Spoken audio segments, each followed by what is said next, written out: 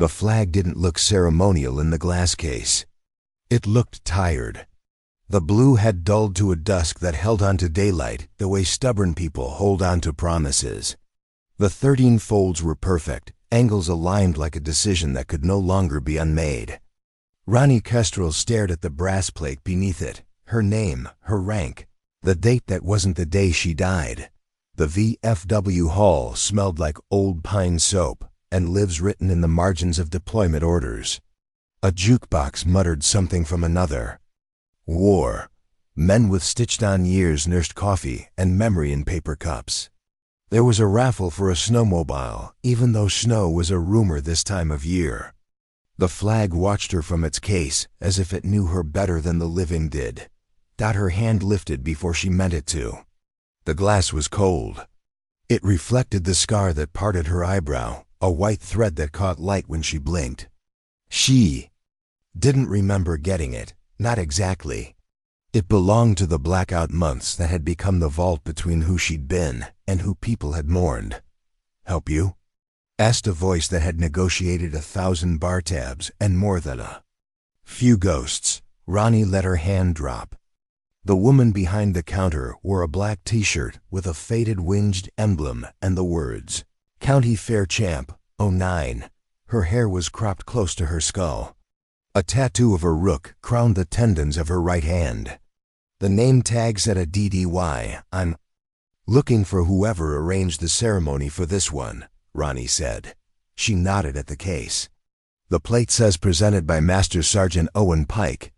Addie glanced at the flag the way people glance at gravestones. Quick, respectful, a nod. "To Gravity. Pike's here some afternoons. It's Thursday, so he's probably up to his elbows in the auxiliary pantry. That man shows up for every food drive like it's a mission brief. When could I find him?" "Today," Addie said, then looked harder at Ronnie, as if memory had just walked into the room behind her eyes. "I've seen you. Not here, but," Ronnie made herself smile, "I look like a lot of people." "No," Addie said quietly. "You look like a photograph I put on a projector the morning we folded that flag."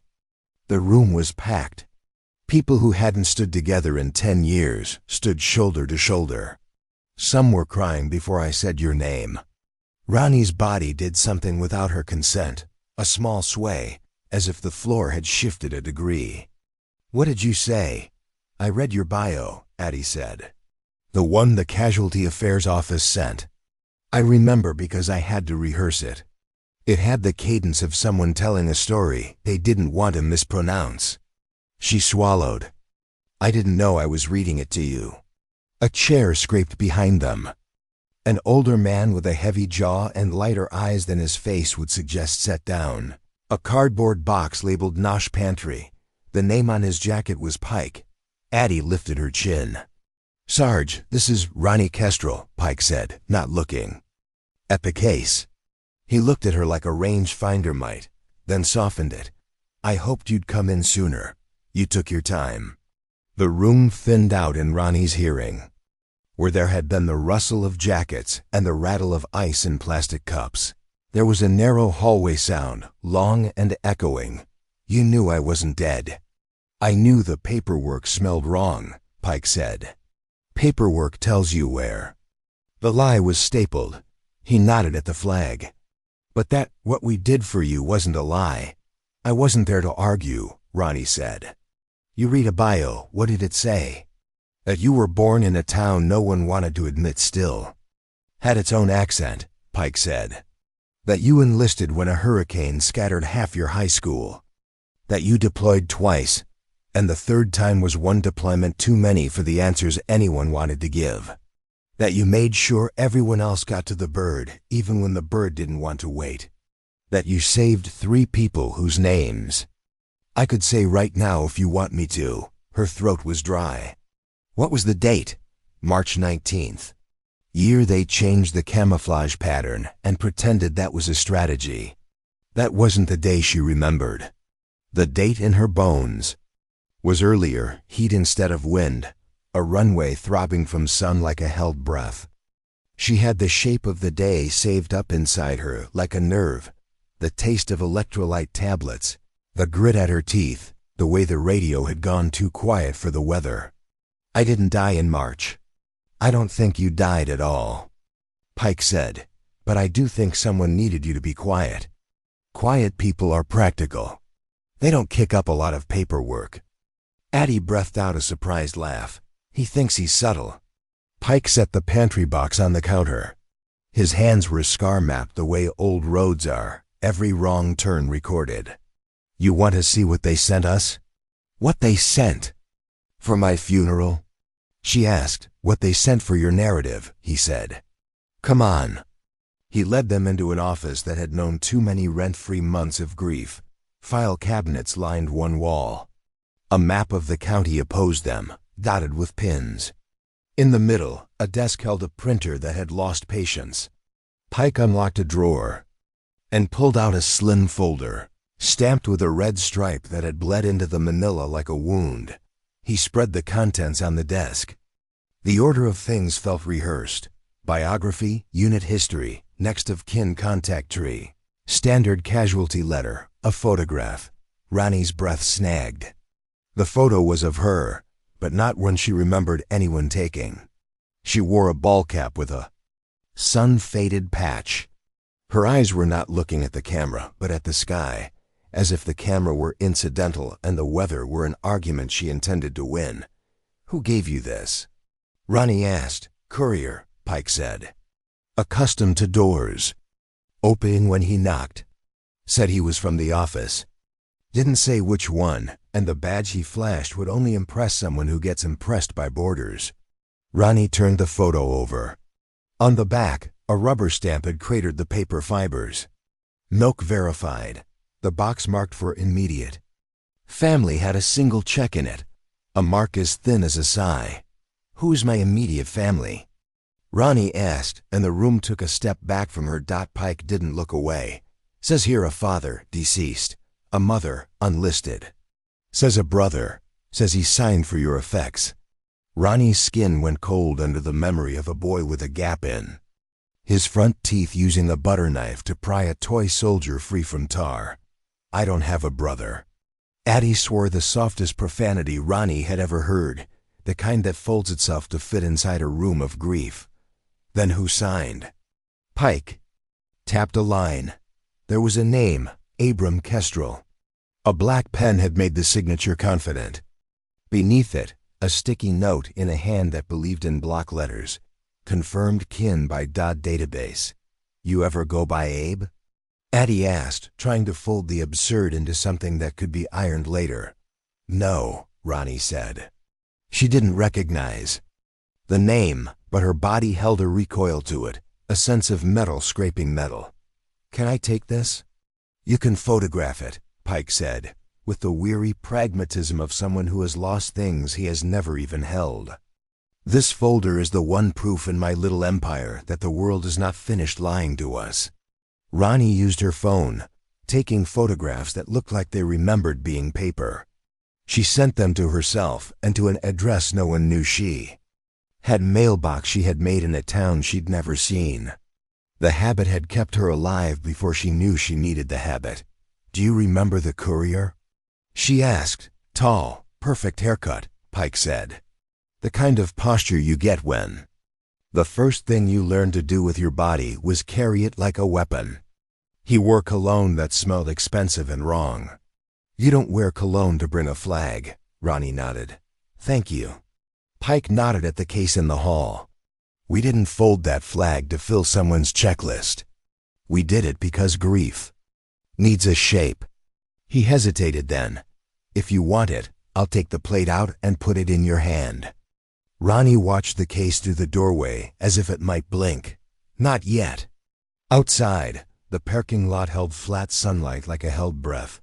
A gray sedan idled 2 spaces from her truck. The windows were tinted to the legal edge of polite. The driver's face was a blur, but the fatigue of waiting had a shape she recognized. She got in her truck and watched the sedan in the mirror. It hesitated a beat too long, then pulled out when she did, quieter than its model could explain. They took the same turns until she chose a wrong one on purpose. A road that narrowed to a suggestion and then to a country lane that promised to end. The sedan didn't follow that far. It ghosted away at the last crossroads like someone who doesn't like improvisation. She parked beneath a stand of pines and cut the engine. The smell of sap and roadside heat nodded with the remnants of the VFW's coffee. She rested her forehead on the steering wheel for 2 breaths. When she raised it, the world rushed back in pieces that fit almost properly. Her dog tag sat in the cup holder. They were heavier than regulation, a fraction thicker. The metal was matte, not mirror. The embossed letters were shallower, like a secret someone didn't trust to speak too loudly. She turned one over. Where the notch would have been in an older era, someone had engraved a tiny glyph she'd never noticed before. A triangle nested inside another, like the letter had decided to become terrain. She photographed the glyph. Her phone assigned it a meaningless file name, and that was Mercy. She sent the picture to the same hidden address, and to a second one she hadn't used in years, one that had belonged to an instructor who'd taught her how numbers could mean different things depending on who was reading them. The subject line she wrote was a code for herself. You only look when you're ready to know. There was a storage unit she hadn't visited since. Her return had turned from miracle to administrative error. You belong to a story, the driver said. His voice was different from the earlier figures, lower, with a music that had been disciplined out of it, in whatever academy taught him to forget. The story ends better if you let us finish telling it. What is Orpheus? Ronnie asked. She had learned the value of the blunt question. You could feel where people's nerves lived by where they flinched. Neither man flinched. That was its own kind of answer. The first one gestured toward the pump house. It's not safe to speak here. It's not safe to speak anywhere you don't respect the wind, Ronnie said. She took a step back, enough to put the rough trunk of a tree between her and the half circle the 2 men had not realized they had drawn. Tell me why someone folded a flag for me. Because we needed a body to bury, the driver said. Simply. There was no cruelty in it. There was something worse. Body's quiet questions. Ronnie's breath left her in a long, controlled exhale that used to belong to marksmanship. Well, I'm noisy. The men traded a glance that felt like a receipt. The first held up a hand to show a phone. Before you make this harder than it has to be, you'll want to see something. He thumbed the screen and held it so the glare didn't skate across it. The photograph that filled it was of a woman on a cot, eyes closed, face bandaged in a way that took geography out of the equation. The dog tags looped over her wrist were Rani's. The photo was dated March 19th. Rani didn't move. She didn't need to. Her body found that narrow space between reaction and collapse and decided to live there for a minute. Where was this taken? She asked. A transit facility, the driver said. Built for disasters, the kind that make maps lie. He pocketed the phone. You were stabilized there. Then you were transferred. To where? The first man smiled like he'd been told to practice this exact expression for days. To a place where you could do more good than harm. A place where you said yes even when no was more reasonable. So a hospital, Ronnie said. A program, the driver said. The words cost him, which meant they were true for him, which is not the same as true, Orpheus, she said. The grove absorbed the name. The men didn't say it back. What do you want from me? She asked. To come with us, the driver said. To remember in a way that makes sense. What if? I remember in a way that makes courtrooms, Ronnie said. The first man's smile didn't move, but his eyes did. Then it becomes a different story for everyone. A dry wind ran its fingers through the grove and took on its way past. A small paper sound. Ronnie turned her head. There, snagged on barbed wire where the ditch slouched into the pasture, was a plastic tag, the kind you tie to luggage when you don't want to think about what's inside. The name printed on it in block letters was Abram Kestrel. Below it, the numbers of a flight. Below that, the word transit.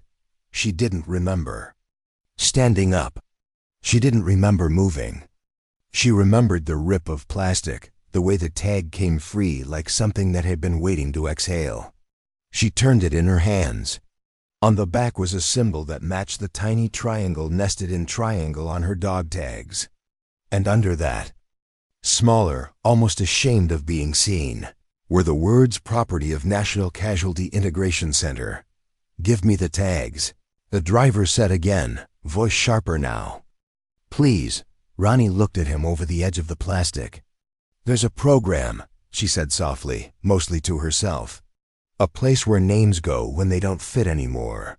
The first man took a step, the calculation plain. "We don't want a scene." Ronnie had always hated scenes. She had learned to move where the camera wasn't. She reached up and unclasped the chain, letting the metal rest in the cup of her palm. She weighed past against present, lies against the physics of what could be lifted. Then she took the chain and threw it into the irrigation ditch as hard as she could. It arced, bright for a heartbeat, and vanished into the thorn and tumble of dead reeds and unkept promise. Both men stared like they'd forgotten they could move. The driver swore the kind of swear that is actually a prayer. Ronnie ran. She ran along the line where fence and ditch agreed to hate each other. The grove blurred into flats. Her lungs remembered wind studies. Her legs remembered drills done at dusk with sandbags for lovers. She cut left into a swale, then right across a desiccated culvert, listening for the rhythm of pursuit and hearing instead the summer-long hum of insects that had never stopped working. She reached the pump house and slammed the rusted door back on its hinges. Inside, the smell of old water sat like a story about a flood. The floor was a patchwork of concrete and apology. She dropped to her knees and reached into the dark trough, where a pipe used to bring water from a world that could be relied upon. Her fingers closed on metal, cold, familiar. The tags rode up in a sling of mud and weed like something surfacing for air. She looped them back over her head as the driver hit the door with his shoulder and came through like a man who respected doors, but not their opinions. "Stop," he said, and for the first time there was a strain, as if the program that had written his sentences was buffering. Ronnie stood slowly. The coin burned in her pocket like an idea. She let the chain hang outside her shirt. The glyph flashed like a threat. "You can shoot me," she said. "But you'll have to explain why the dead bled." He didn't shoot. He stood there, breathing. The kind of breath that organizes anger.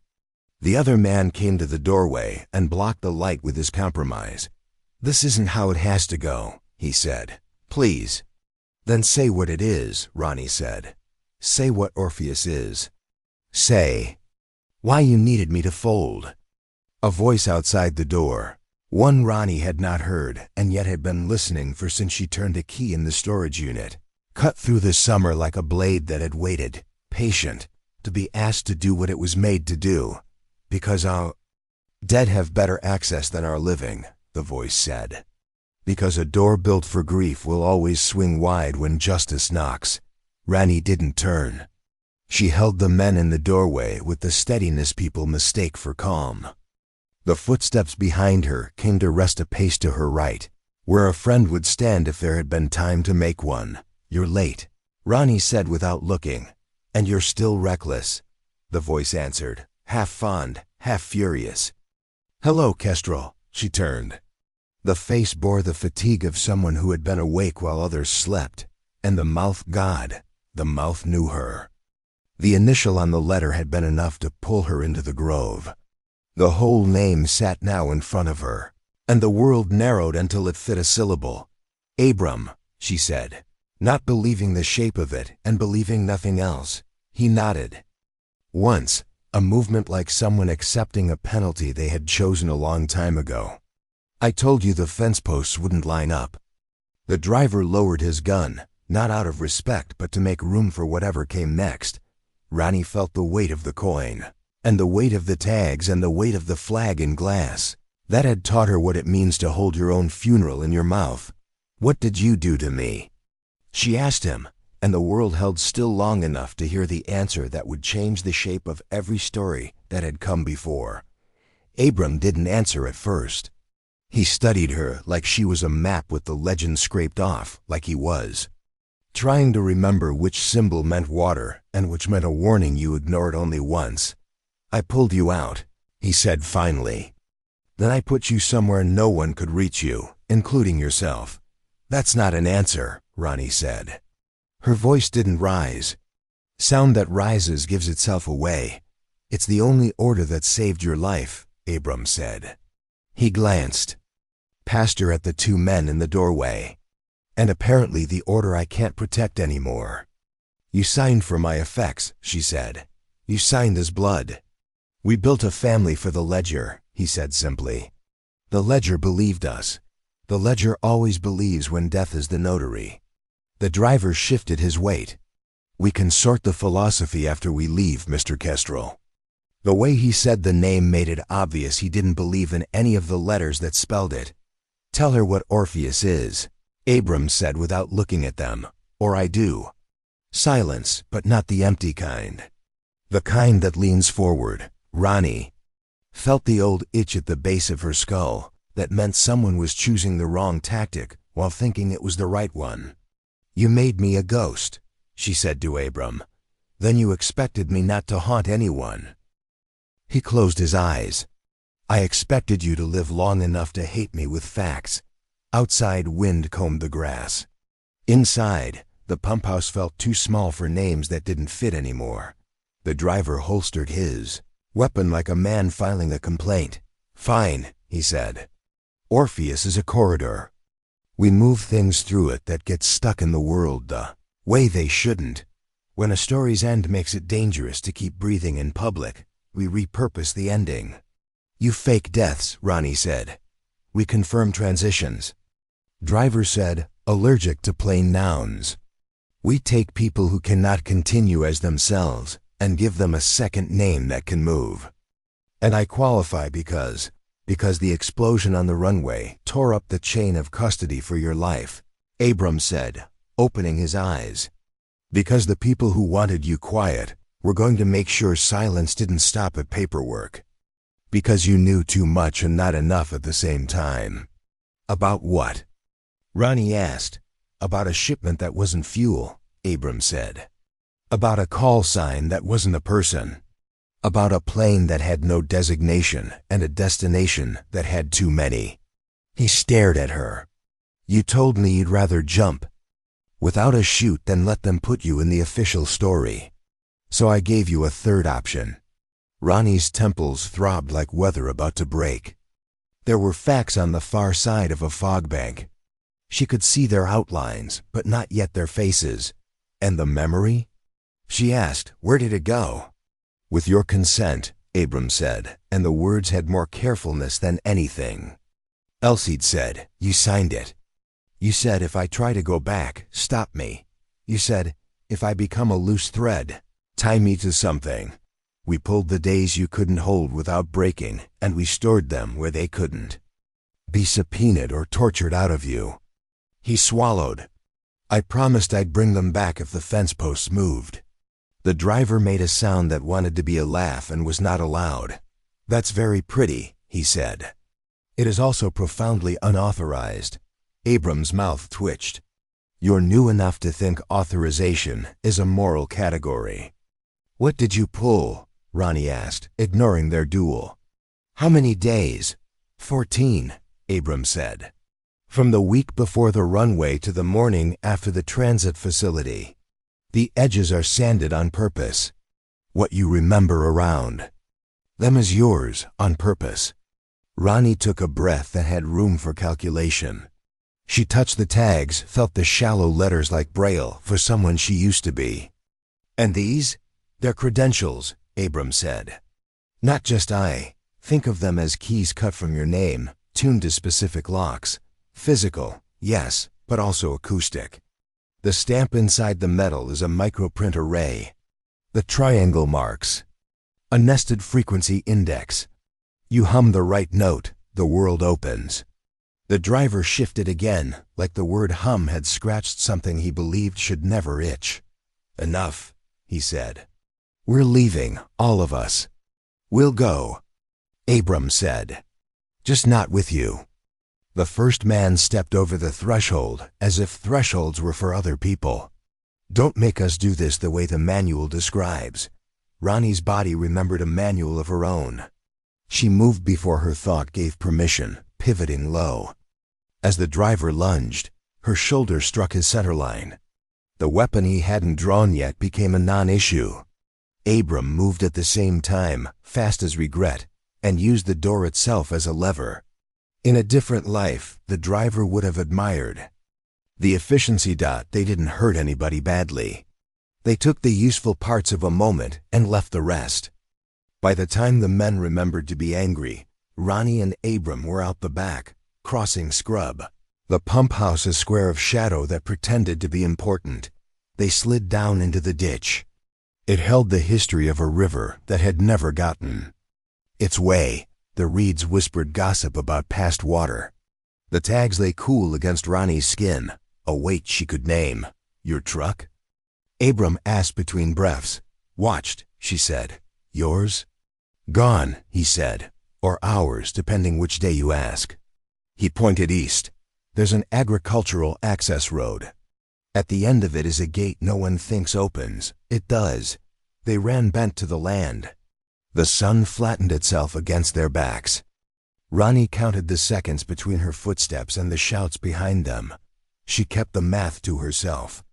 People get nervous when you turn fear into arithmetic in front of them. At the gate, Abram took the coin from her hand before she knew she had offered it. He pressed it to a padlocked hasp that had rust where honest locks have trust. He rotated the coin a quarter turn. Somewhere inside the post, a relay harumphed awake. The lock spat itself open like an insult it regretted. "Bridge and river," Ronnie said, breath even. "The coin's reverse." "Waypoints," Abram said. "Caches if we get separated. Truths if we don't."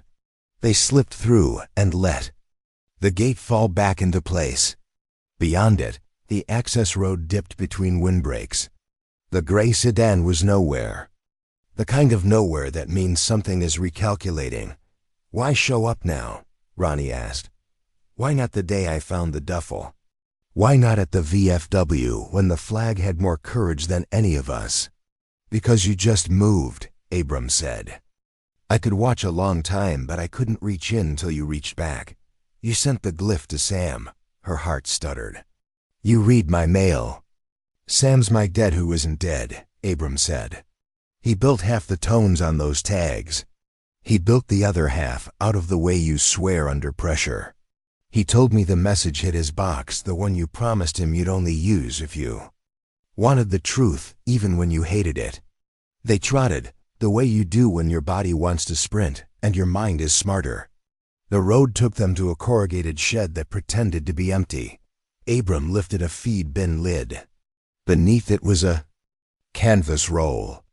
Inside the roll, a black sat phone the size of a confession, a car fob with no logo, a first aid kit whose contents had been chosen by someone who had seen people lose things they wanted to keep.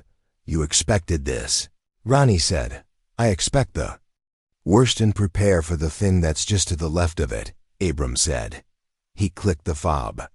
A chime answered from behind the shed. A dented half-ton, mud-satisfied, blinked its lights as if sarcasm had a physical form. They climbed in.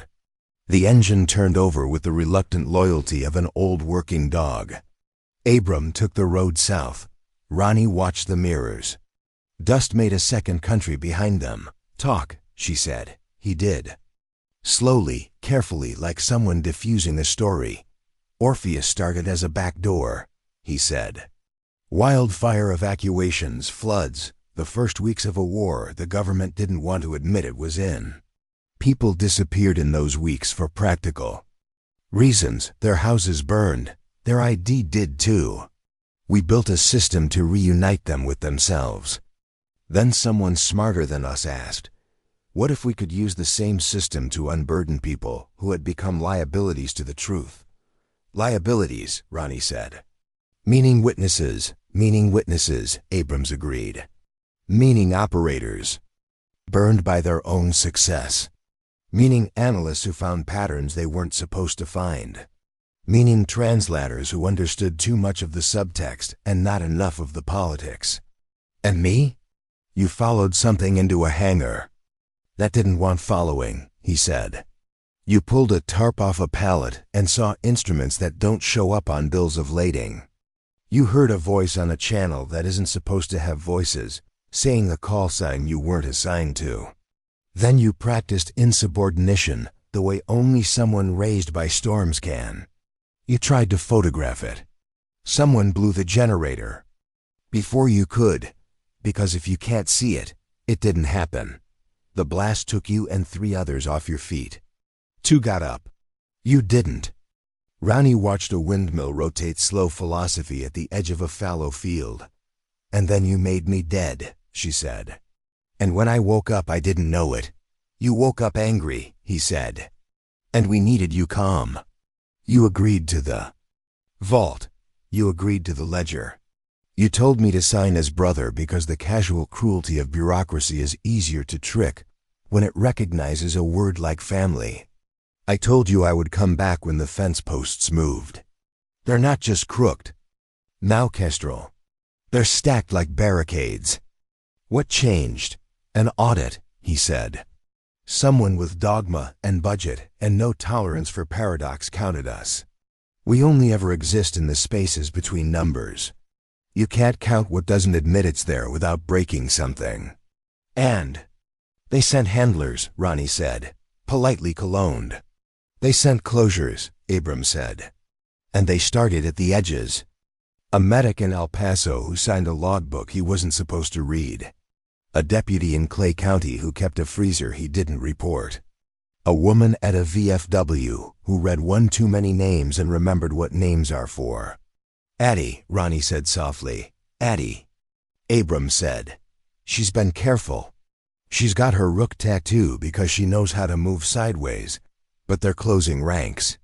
If they can't close you, they close everyone who helped you exist. She felt the world tilt, just a degree. Then we don't let them. We don't, he agreed. But we need proof that the story they're telling is the lie, not anger, not memory, paper, video, timestamps that embarrass the people who spend their lives learning to never blush. And you know where to get it, he nodded at the coin. Bridge and river. You said caches, she said. Not just for go bags, he said. For ledger bags. The first version of Orpheus, the one we're proud of, kept copies. 2 of everything that mattered. We hid the second copy in places that flood season forgets. The audit won't find them because audits don't get their boots muddy. Which bridge? East Fork, he said. Where the old highway dies into the new one. We put it at the 3rd pylon because the 2nd floods and the 4th attracts teenagers who like to write their names where water should be. Ronnie watched a highway sign flick past, pretending to be helpful. How many of us are there, in your cohort? He asked. 7. He used the word as if it had teeth. We called you the long names because all of you had names that could be mispronounced by people who didn't understand they were the ones with the accent. Where are the others? Scattered, he said. Hidden, 2 in the wind by choice. 1 KO is loud in all the quiet ways, which is to say she keeps sending the sort of messages that make algorithms curious. She tried to ping you. Last month, I jammed it. I had to. It was bait. What does she want? The same thing you want, he said. A story she can carry without splintering. They crossed the county line. The land shrugged into a shallow valley where cottonwoods kept their promises in greener air. The bridge rose ahead, a concrete insistence on continuity. Beneath it, the river sulked its summer trickle.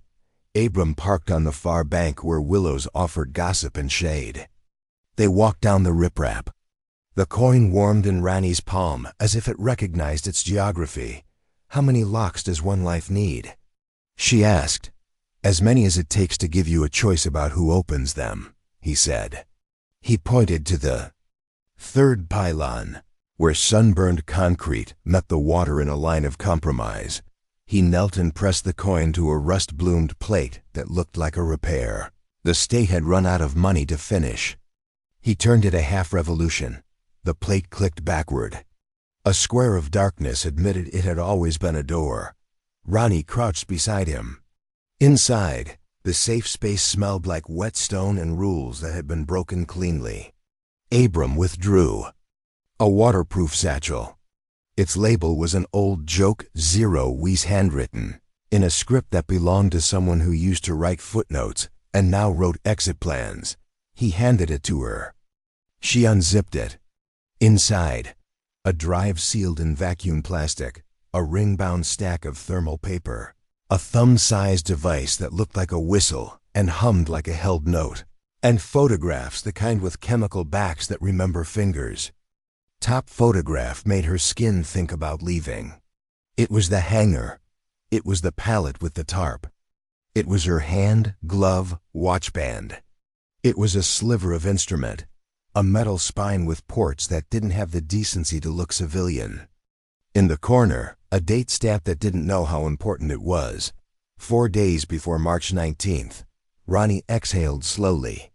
You said I tried to take photos. You did, Abram said. I told you your phone would be jammed. You said, I don't need my phone to make a photograph. You stole a disposable from a soldier who thought he was photographing the cake in the DFAC and not the end of an unbroken story. She flipped to the next. A man in a ball cap that wanted to be anonymous. The cologne practically revealed itself in black and white. He wasn't looking at the camera wasn't supposed to be there. He was looking at the instrument. With a proprietary affection. In the bottom corner, written in grease pencil, ORP and then a line through the rest, as if someone had remembered secrecy halfway. Through Pride. The thermal paper held logs that didn't know yet they'd be prosecuted. Stock numbers crossed with flight codes that never appear together on paper. Names redacted by someone who didn't know how to redact thermal. If you warmed the page with your hand, the names moved like tide lines, ghosts returning to be identified. Ronnie. Warmed one. The letter shapes returned their citizenship. One name she knew, not by friendship, a different intimacy. An adversary you only get assigned once. Does this get us what we need? She asked. It gets us throat clearing, Abram said. We need voice. We need the sound of the order as it was given. We need you saying no, and someone bigger than us saying do it anyway. How? He touched the whistle-shaped device. This is a tone fork. Sam built it from your tags. It plays the frequency that unlocks a channel you can't stumble into. The triangle inside the triangle? It's a harmonics index. We hit it. The machine on the other end admits it's listening. What machine? The one still sitting. In a room we used to call a transit facility, and now call a museum, because that's what you call anything you can't close without telling a story about honoring it, Abram said. If we hit the tone from the right place, the archive opens. The right place changes every 12 hours. Today, it's the bridge. Today, Ronnie repeated, because the word had a gravity that pulled alternatives out of orbit. Abram nodded. At the sat phone. I call the number that doesn't exist. You blow the tone. The archive assumes you're standing where the dead should. The ones who attend their own funerals get privileges. Because our dead have better access than our living, Ronnie said softly, recalling his words. He looked at her, and there was an apology baked into whatever else his eyes were doing. I never meant for that to be doctrine. They set up in the shade. Ronnie felt absurdly like a kid with a secret radio. The sat phone took a signal from a sky that wasn't sure it approved. Abram punched a length of numbers that wouldn't make sense typed on any keypad you can buy. He gave her a nod. Ronnie pressed the device to her lips. The note that left it wasn't a sound so much as a feeling she experienced in her molars. The air near the pylon shivered as if something tall had Just walked past. The sat phone hissed in a way that was almost a greeting. She heard it then, not a voice. Not yet, but the clicks and throat clears of a machine waking up. The way old drives spin with the stubborn dignity of elder workhorses. Then, confirm. A voice that had married synthesis to boredom. Ronnie looked at Abram. He mouthed, "Name." "Kestrel, Ronnie," she said. The tags on her chest knew it before she did. They vibrated in a way that made her skin remember snow. "Status," the voice said. "Transit," she said. Because sometimes lying is telling the story the machine needs to hear to get you to the place where truth can be used. "Authorized," the machine said. "Bored with its own power." Query. Archive channel Orpheus. Runway incident. 72 hours prior. Flight inventory crosswalk audio. She had not remembered knowing how to say that, and yet the words left her mouth with the muscle memory of a march called from a tower. At 040 though, the hiss set its jaw. A spooling feeling began, like film deciding it still desired light. Then came voices not live, but preserved, like insects in amber who would still sting if you were careless. "Get her off the floor, no cameras, shut that," a cleaner voice. Administrative. Crisp, the kind you associate with a certain kind of haircut. "Confirm pallet 7 reroute." Another voice, lower, with a slip of accent oiled into official diction. "Confirmed." Orpha. A sound like a hand over a mouth. "Package to Program River, no names." Ronnie felt her insides go very still. River, bridge. The coin had not been a metaphor. It had been a filing system you could walk across. "Pull origin," she said. Numbers ticked like teeth. Then a place name. The kind that shows up in news crawls with the word outskirts attached. Like outskirts is a kind of weather. Timestamp. She said that the machine coughed up a time that backfilled the space around March 19th with something you could prove in a room with chairs and a long table. Abram's eyes met hers. In them, two truths fought and agreed to share custody of the moment. Relief and dread. "Save," she said. "Saved," the machine said. "Anything else, Miss Kestrel?" The polite use of her name made her laugh, a short animal sound that didn't think of humor at all. "Close," she said. The line went to sleep in orderly fashion.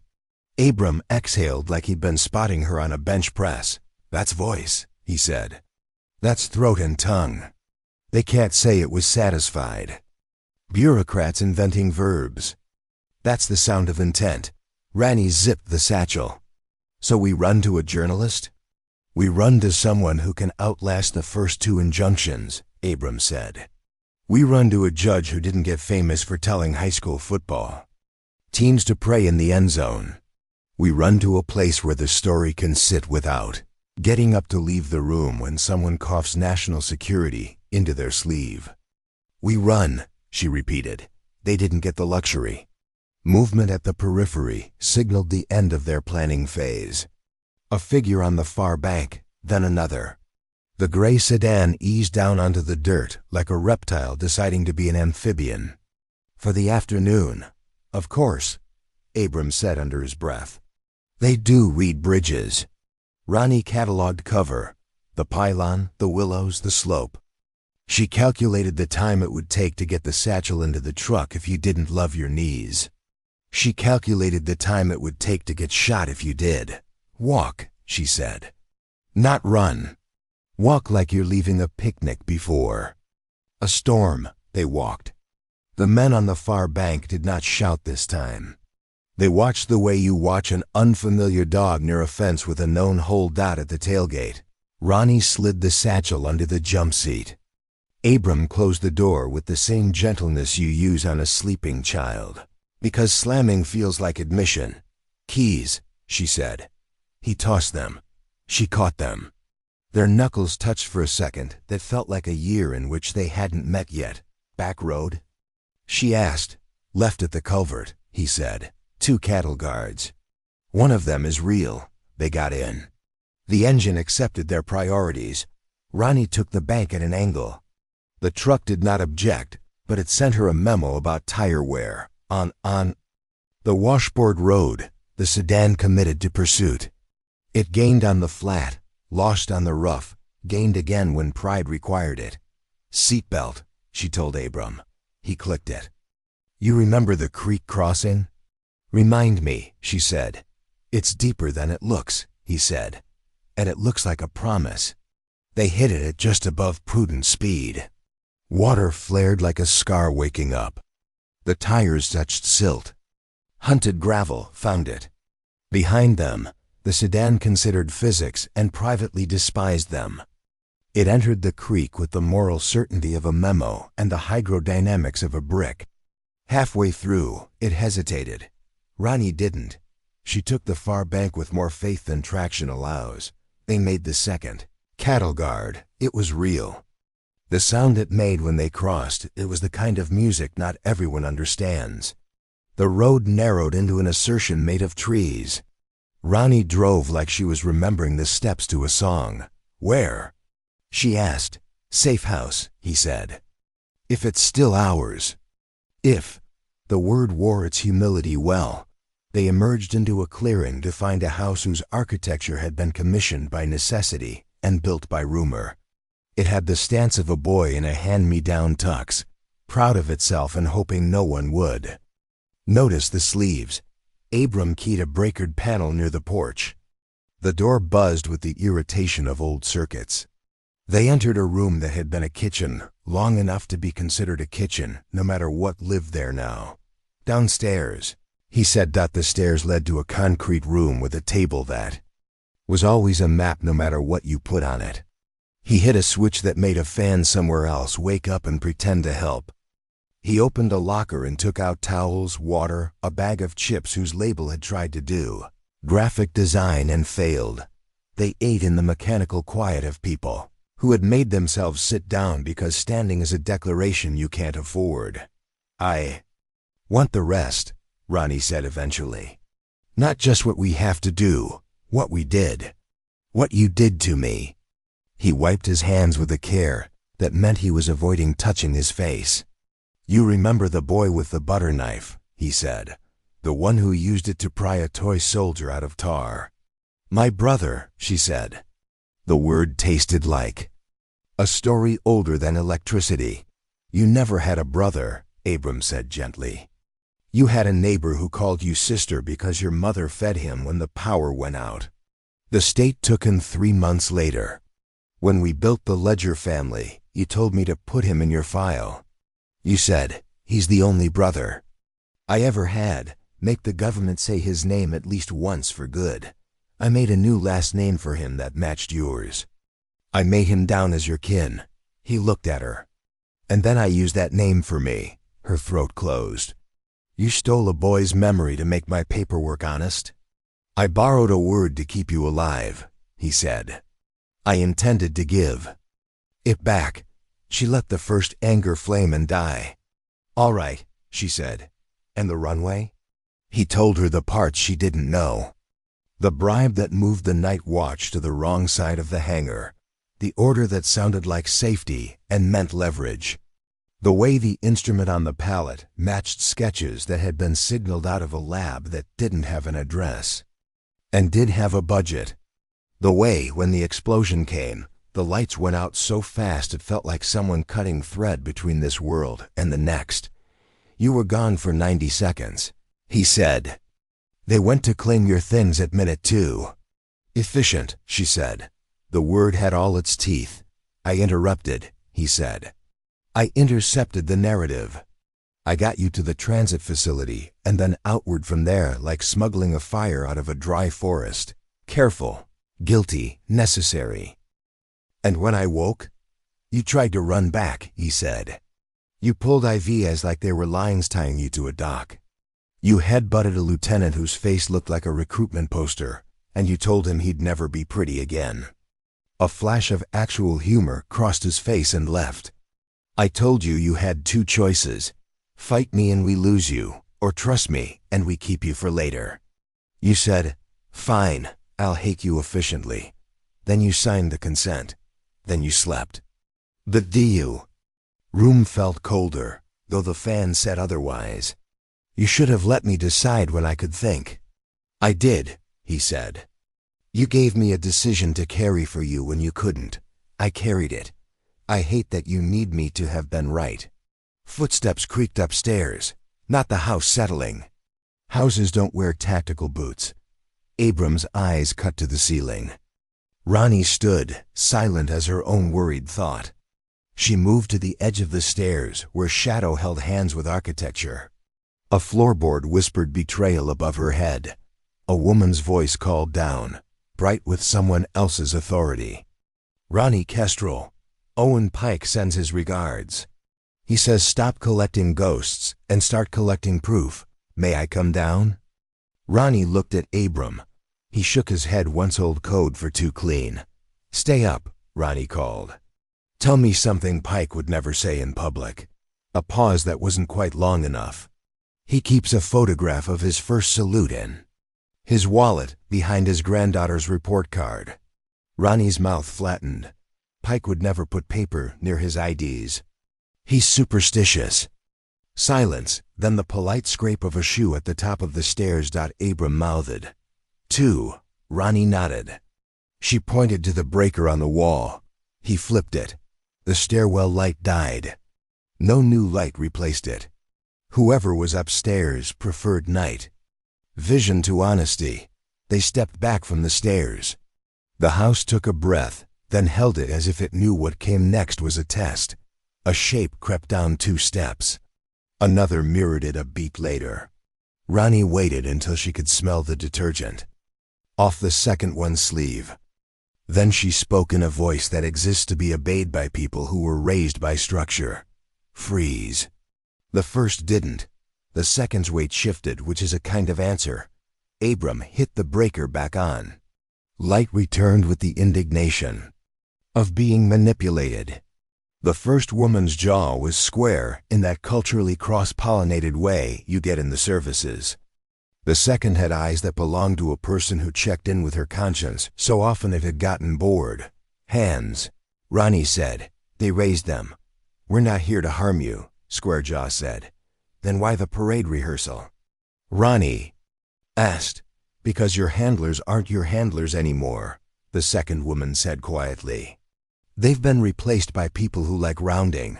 "Rounding?" Abram said. "Up," the woman said. "To the nearest convenient ending." "Who are you?" Ronnie asked. "People who owed Pike a favor," Squarejaw said. He called it in. Said if anyone showed up using cologne like a non-disclosure agreement, we should get between them and you. Ronnie let herself believe them only as much as a hallway. "Names," she said. Squarejaw hesitated. The other woman didn't. "Reed," she said. "Ari Reed. This is Collins. We used to run post-loss verifications on people who weren't really lost. Now we're unemployed." Her voice tilted. "We saw your flag. Pretty, wasn't it?" Ronnie said. The anger sounded like charm when she kept it inside her ribs. "How did you find us?" "Because you pinned a museum pretending to be a morgue," Collins said. "You lit the board like a Christmas Eve nobody wants to admit they celebrate. They sent the men in suits. We followed the men in suits. We liked their confidence. It makes them lazy." "Your pitch?" Abram asked. "Don't die for a program that forgot who it's for," Reed said. "Let us help you bleed it in daylight." Ronnie let the words rest on the table between them. "You have a car?" "2," Reed said. "One that runs." "One that runs quieter. Then we move," Ronnie said. "We have goods that make noise when you put them in the wrong room." She grabbed the satchel. Abram gathered the rest. Reed and Collins led them through a pantry quilted in wire mesh to a back door that once opened for laundry and now opened for refuge. In the yard, a compact SUV sat under a camo tarp, pretending to be a pile of discarded intentions. They drove. Reed at the wheel, Collins scanning mirrors with the resigned competence of someone who knows she's going to be blamed for the thing that hasn't happened yet. "Where?" Reed asked. "Judge," Abram said. "Northern Circuit." Name is Palencia. Took heat for ruling that a private security firm can't be the police even if everyone finds that convenient. Her clerk is a feral cat in a blazer. He'll answer if I use the right insult. You like your friends sharp, Reed said. I like my friends awake, Abram said. The city rose like a rumor that stuck. They took side streets where delivery vans made law a suggestion. Collins called out tail numbers that belonged to no one. Gray Camry, left. Silver F-150, 3 back. The Camry is with us. The F-150 just likes to be ahead of people. They reached the courthouse annex that had been modern in 1978 and dignified by the simple persistence of its own existence. Inside, a metal detector beeped at candidates for embarrassment. Reed flashed a badge that no longer paid her but still believed she existed. The guard looked at Ronnie's tags and decided he could see through metal today. Upstairs, the clerk at Palencia's door looked exactly like a feral cat in a blazer. Abram leaned in the doorway the way you lean at a bar when, you know, the bartender will serve you on principle. We need a room, he said. You always need a room, the clerk said. You should buy one. He looked at Ronnie and blinked once like a camera. You're supposed to be dead. I'm on lunch, Ronnie said. The clerk's mouth twitched. You folks are unwell, he said, affectionate as a teacher who has given up pretending not to like the troublemakers. He buzzed them through. Judge Palencia was the kind of tired that had decided it would never be rested again and found a way to make dignity out of that fact. She gestured to chairs. This better be the last time today someone tries to confuse me with patriotism. Abram set the satchel on the table like a heart. He spoke the way people speak when they want the words to hold in a room with microphones.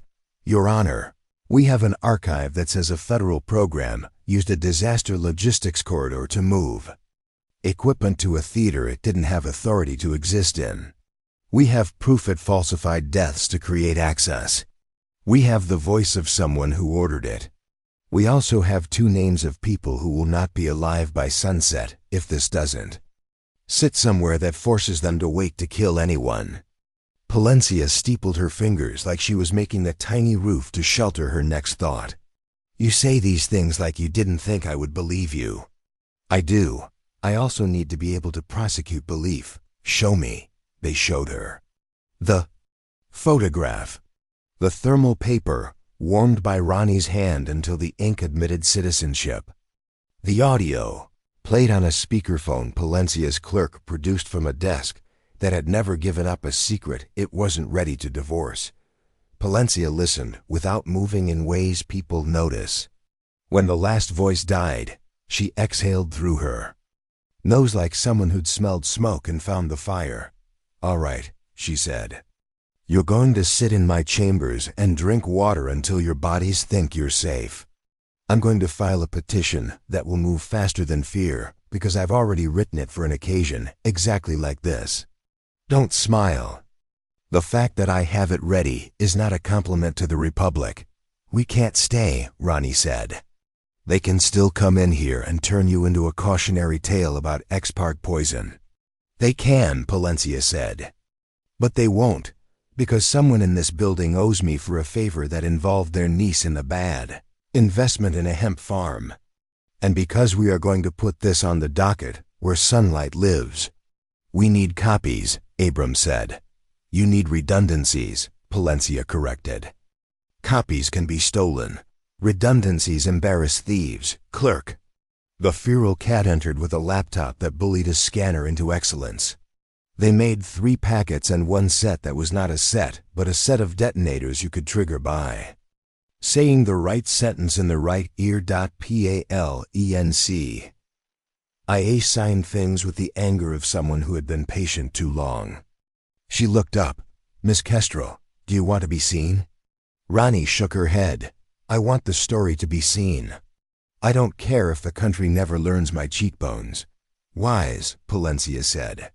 Few things look good in the kind of history. Books were writing.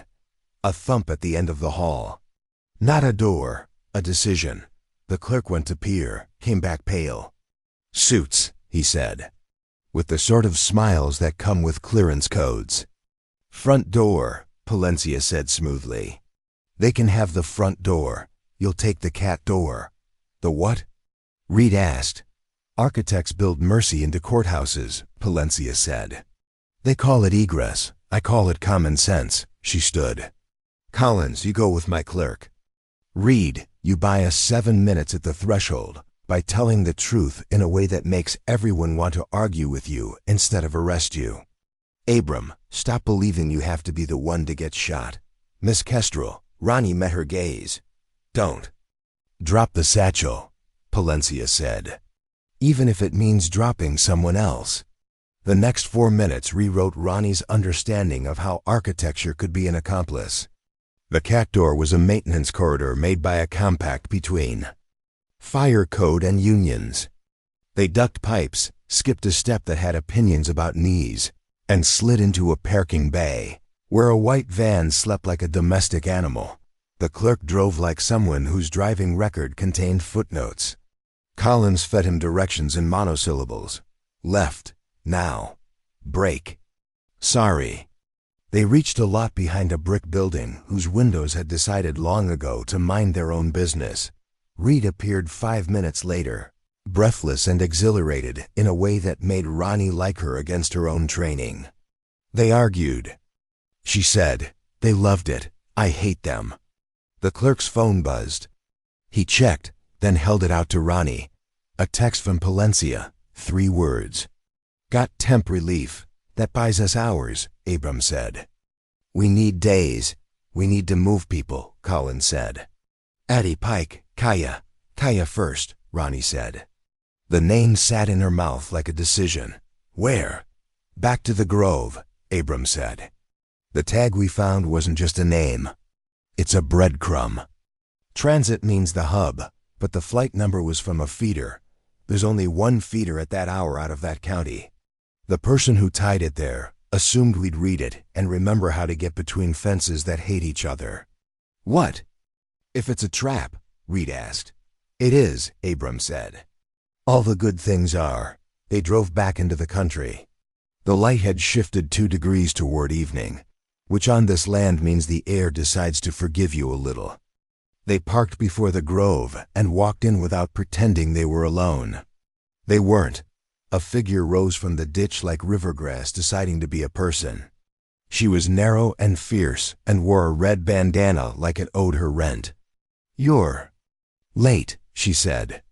I left you a tag like a child leaving bread for a parent with terrible sense of direction. Kaya, Ronnie said. Kaya grinned with half her mouth. They told me you were dead, she said. I told them I believed in ghosts with better manners. Ronnie wanted to hug her. She didn't. She reached out and touched 2 fingers to Kaya's forearm, the greeting of a long time ago. They followed? Collins asked without preamble. Of course they followed, Kaya said. They're paid to.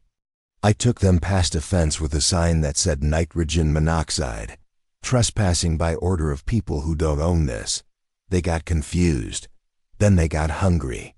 Fear makes you metabolize stupid. We have proof, Ronnie said. We need to hide it, and we need to use it, and those things hate living in the same house. Kaya nodded. You want a place where data goes in looking like evidence and comes out looking like policy. You always did have a way with slogans, Abram said, relief making him simple for a second. Kaya's grin died. Where are the others? Drift. Abram said. We'll cast for them. Cast fast, Kaya said. A truck stopped at my auntie's, asked where I was. She said no English, which is rich considering she was a nurse in a white ward for 30 years. They left her mailbox on the ground. That's the kind of men we're dealing with. They don't even kick dogs because dogs would win, Reed whistled, low. She always like this? Worse, Ronnie said, and for a second the room of the world opened a window labeled joy, and the breeze through it made them all lighter. Kaya tugged at her bandana like it needed to face the wind. We going to the bridge? We did the bridge, Ronnie said. We got voice. You need faces, Kaya said. I have faces. She tapped her temple. And a thumb drive I wore the way my grandmother wore saints. She produced it. From a place no one but a TSA agent would think to look. Abram opened his laptop and stared at the screen like it might be a beehive.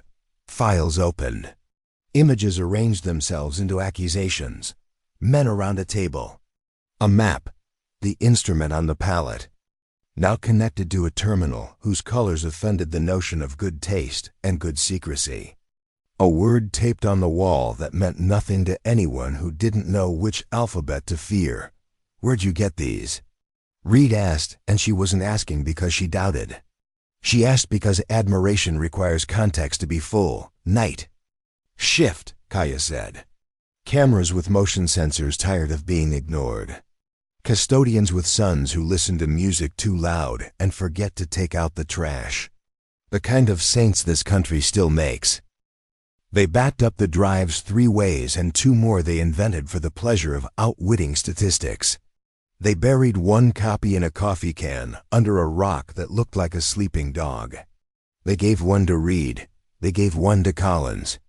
They gave 1 to the clerk who had followed in a car that looked like an apology and acted like a miracle dot. Then the wind changed. Not direction, intention. The gray sedan returned with friends. Lights off, doors not slamming.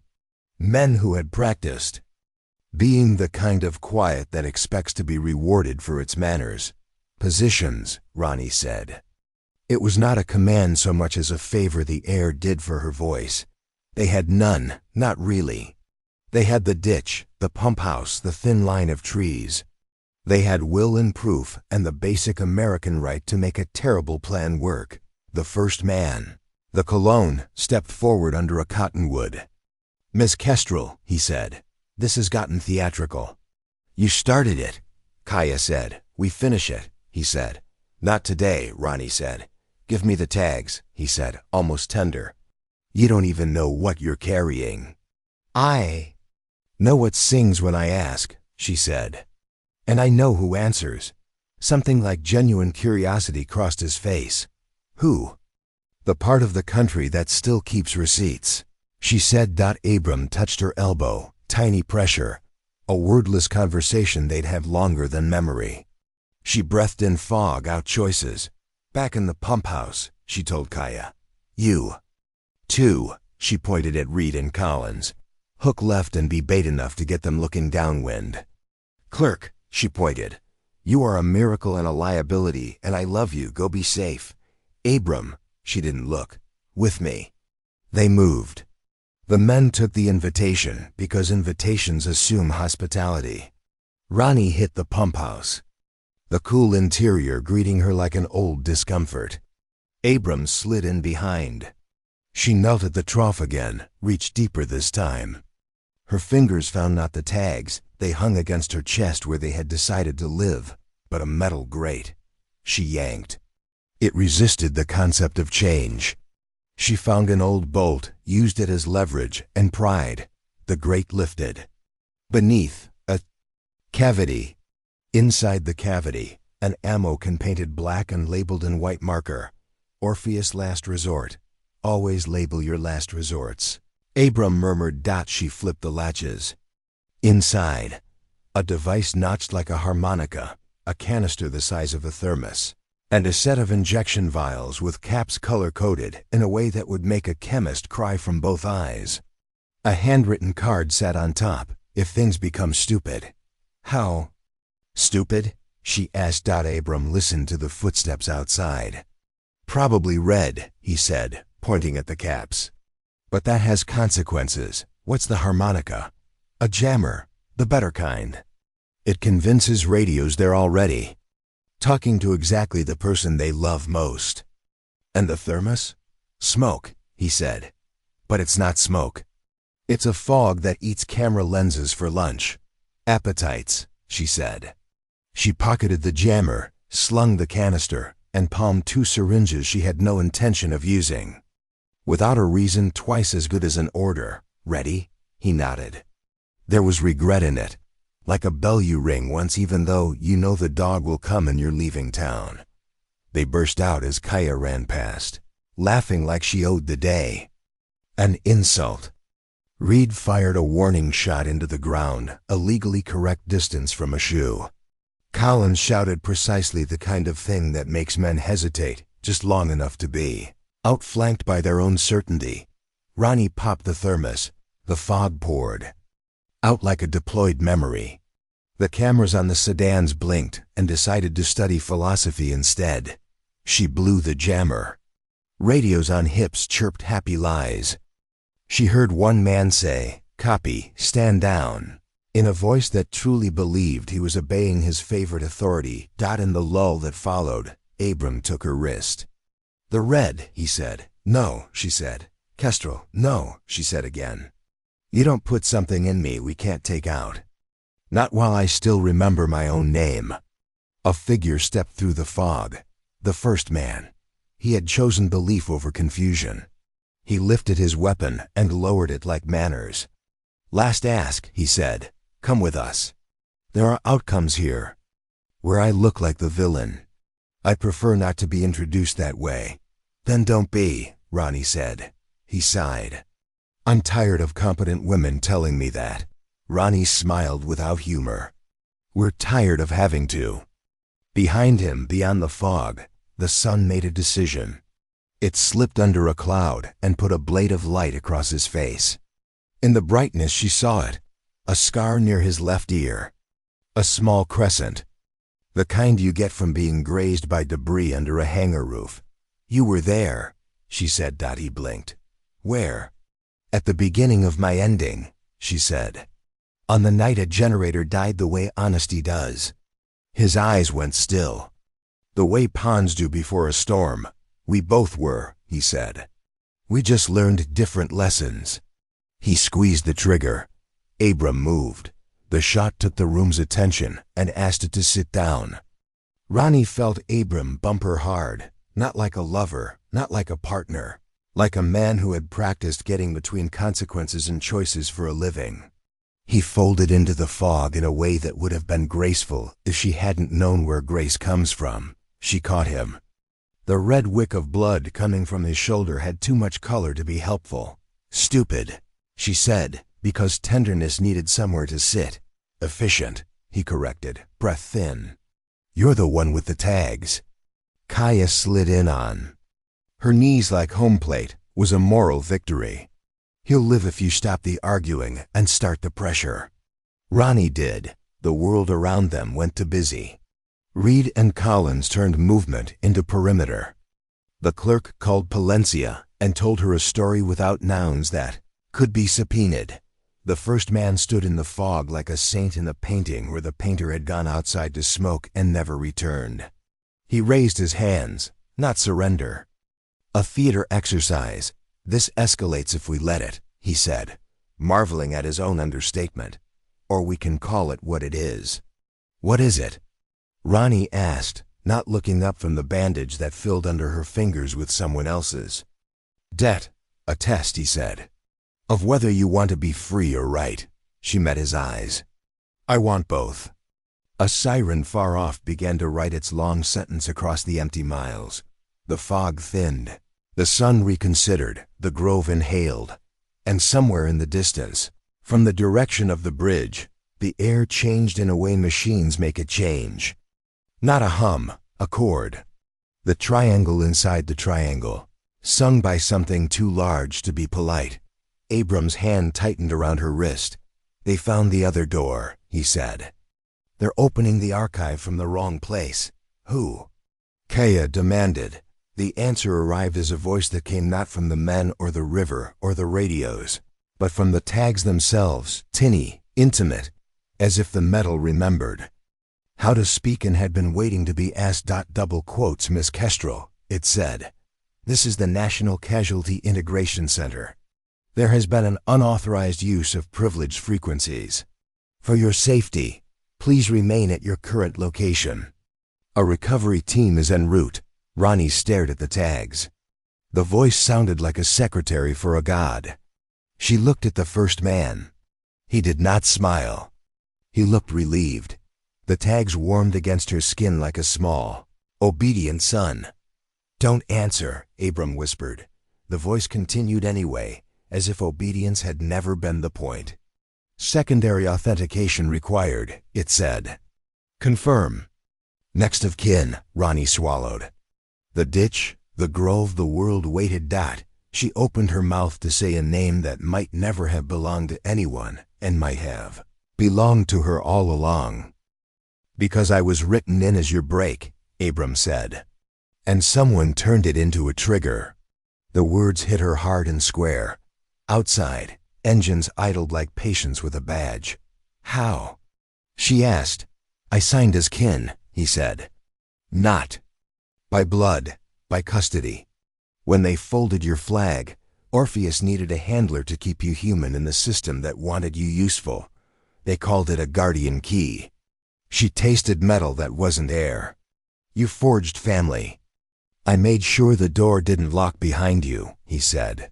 The signature let me pull you back. It shouldn't let me end you. Shouldn't, she said, watching the red fans pulsing on her phone. But here we are. The SUV's doors opened. The men moved like rehearsals that had been graded. One raised a megaphone and ruined the morning with politeness. Miss Kestrel, he called, we're here to resolve a misidentification. Please lay down any weapons and step forward. She didn't lift the rifle. She kept it low and honest, muzzle against concrete, hand high on the guard. This is a training facility, she called back. You're on a range, words matter here. Then use the right ones, he said. Surrender. She felt the rookies shifting behind the stacked mats, a rustle like fear making a checklist. She turned her head just enough to make her voice private. Seal the bay, she said. Kill the lights. Nobody touches a trigger, not even to straighten it. The instructor slapped the wall switches. The fluorescence died with a soft surprise. The bay went dim the way weather goes dim, like a decision. Abram stepped to her. Shoulder angled to take a breath for both of them. The overlay's splitting again, he said. They're painting two intersections. Range and bay, she said. They want a crossfire sculpted by a map. He nodded at her pocket. Coin, she brought it out. The black surface drank the light. Orpheus was still a word trying to be a myth. The numbers on the reverse ticked against her pulse like a metronome convening a jury. What are you doing? The instructor asked, voice tight. Teaching the sky how to count, she said. She set the coin on the bench, touched the nested triangles on her tags to the edge, and felt the faintest static. An NFC handshake, quiet as a whisper through a door. The dish on her pack hummed, a sound like bees choosing a queen.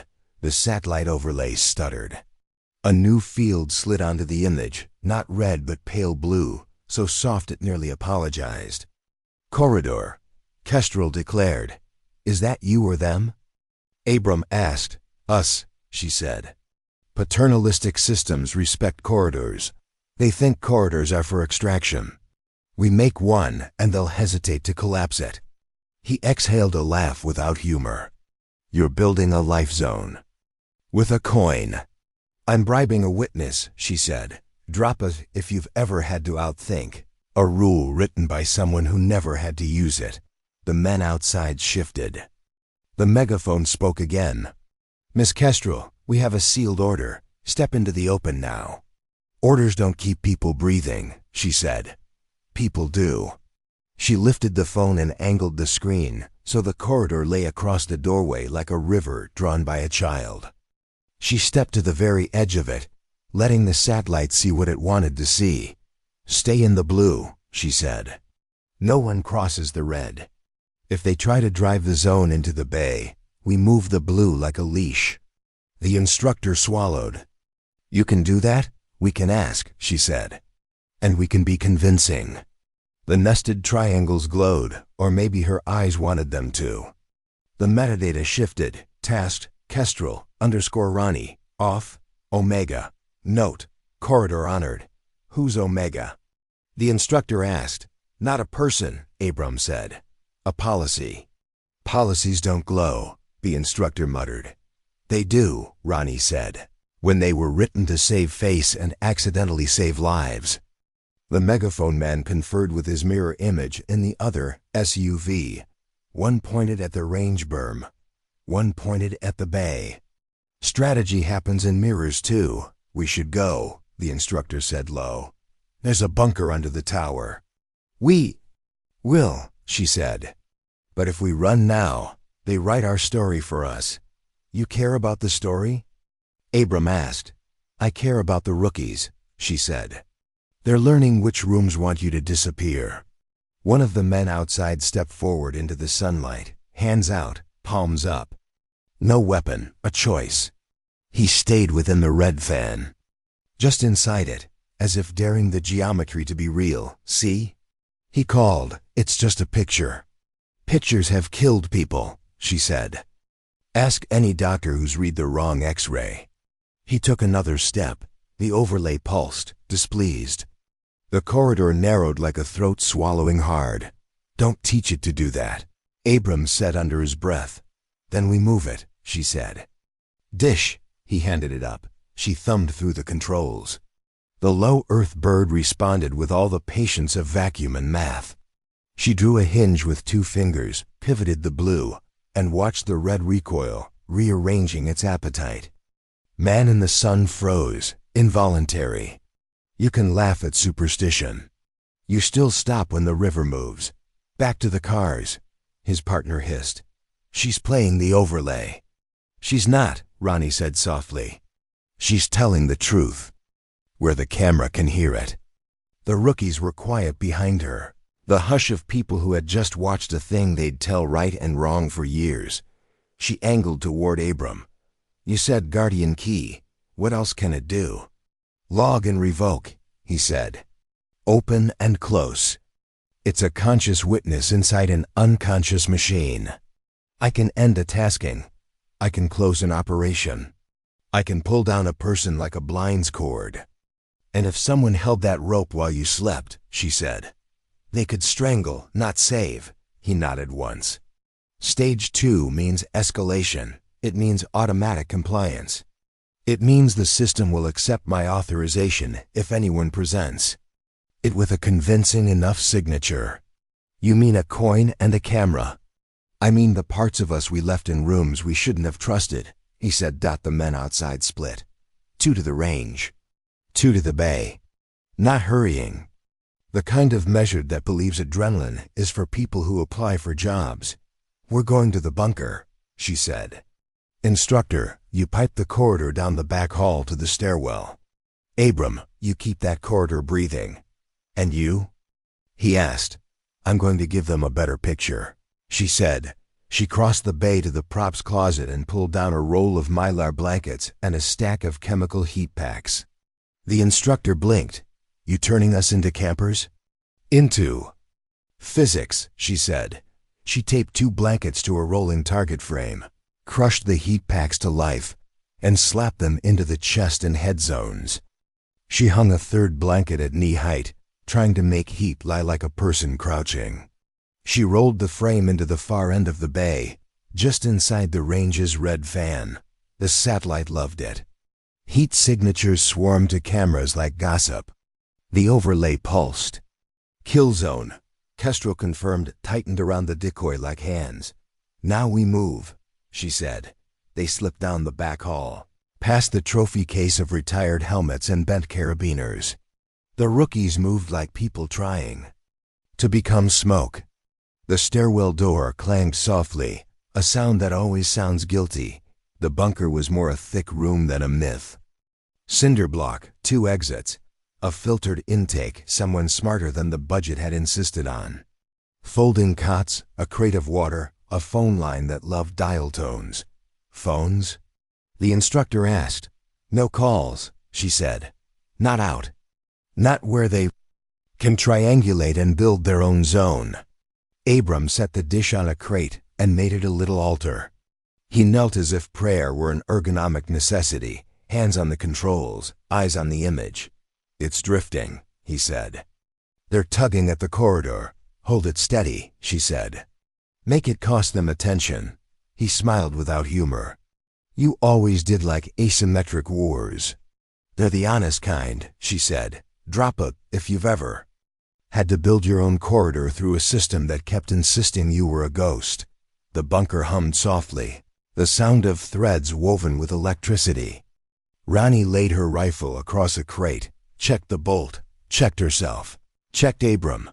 You lied to me, she said, not looking up from the work. I lied to you, he said. To keep you from lying to yourself about being dead. About being more useful dead, he said. Orpheus recruits from the edge of funerals. We needed your geometry. We needed your eyes. The program was supposed to hold you like a library holds a book, returnable, readable, never burned. And the brother? She asked. He winced. I needed a surname that would match the paperwork. I needed to sign as something the machine would believe. I chose ours because I wanted the lie to be held to a higher court than forms. She nodded. The pain ran under the words like current. What did the program do with me? It turned you into a key, he said. You could task resources we couldn't task otherwise. A dead woman doesn't have conflicts of interest. A dead woman doesn't leak. She leaves no FOIA trail. So the hungry people fed you. And I tried to feed you only what wouldn't eat you back. And then I walked into a training bay while the sky drew a question around my neck. Because whoever wants you quiet learn how to speak to your ghosts, he said. The rookies glanced between them, eyes learning a language their instructors hadn't meant to teach. The hatch thumped. A palm on the other side, another. Polite knock of someone who wants you to think they aren't a wolf. Do not open, she said, not loud. The intercom, a device so old it believed it was a throat, crackled. Miss Kestrel, a familiar voice said. Keller, we have a lawful order. We don't want to escalate. Let's talk. We talked, she said. You declared me gone and then asked me to agree. This is bigger than status codes, Keller said. You are using systems that aren't meant for your hands anymore. They were never meant for my hands, she said. That's why I'm good at them. Open the door, he said. We'll relocate you to an appropriate facility. You mean disappear me in the paperwork I already haunt, she said. Silence. Then, you did good work at the derailment. Don't let a misunderstanding ruin that. Whose misunderstanding? She asked. He didn't answer. Abram's fingers stopped moving. The overlay had shifted without touch. The red fans widened, and for a moment, the corridor vanished, as if the satellite had blinked. Don't, she whispered, though she wasn't sure whether she meant the bird or the men. The coin on the crate thrummed, a vibration so subtle it might have been the air conditioner deciding to have an opinion. The numbers on its back, degrees, minutes, seconds, rolled once, like a lock checking whether it still loved its key. The overlay returned. Corridor, Kestrel declared, came back, shaky but present. How long can you hold it? She asked Abram. Long enough to make them pick, he said. Pick what?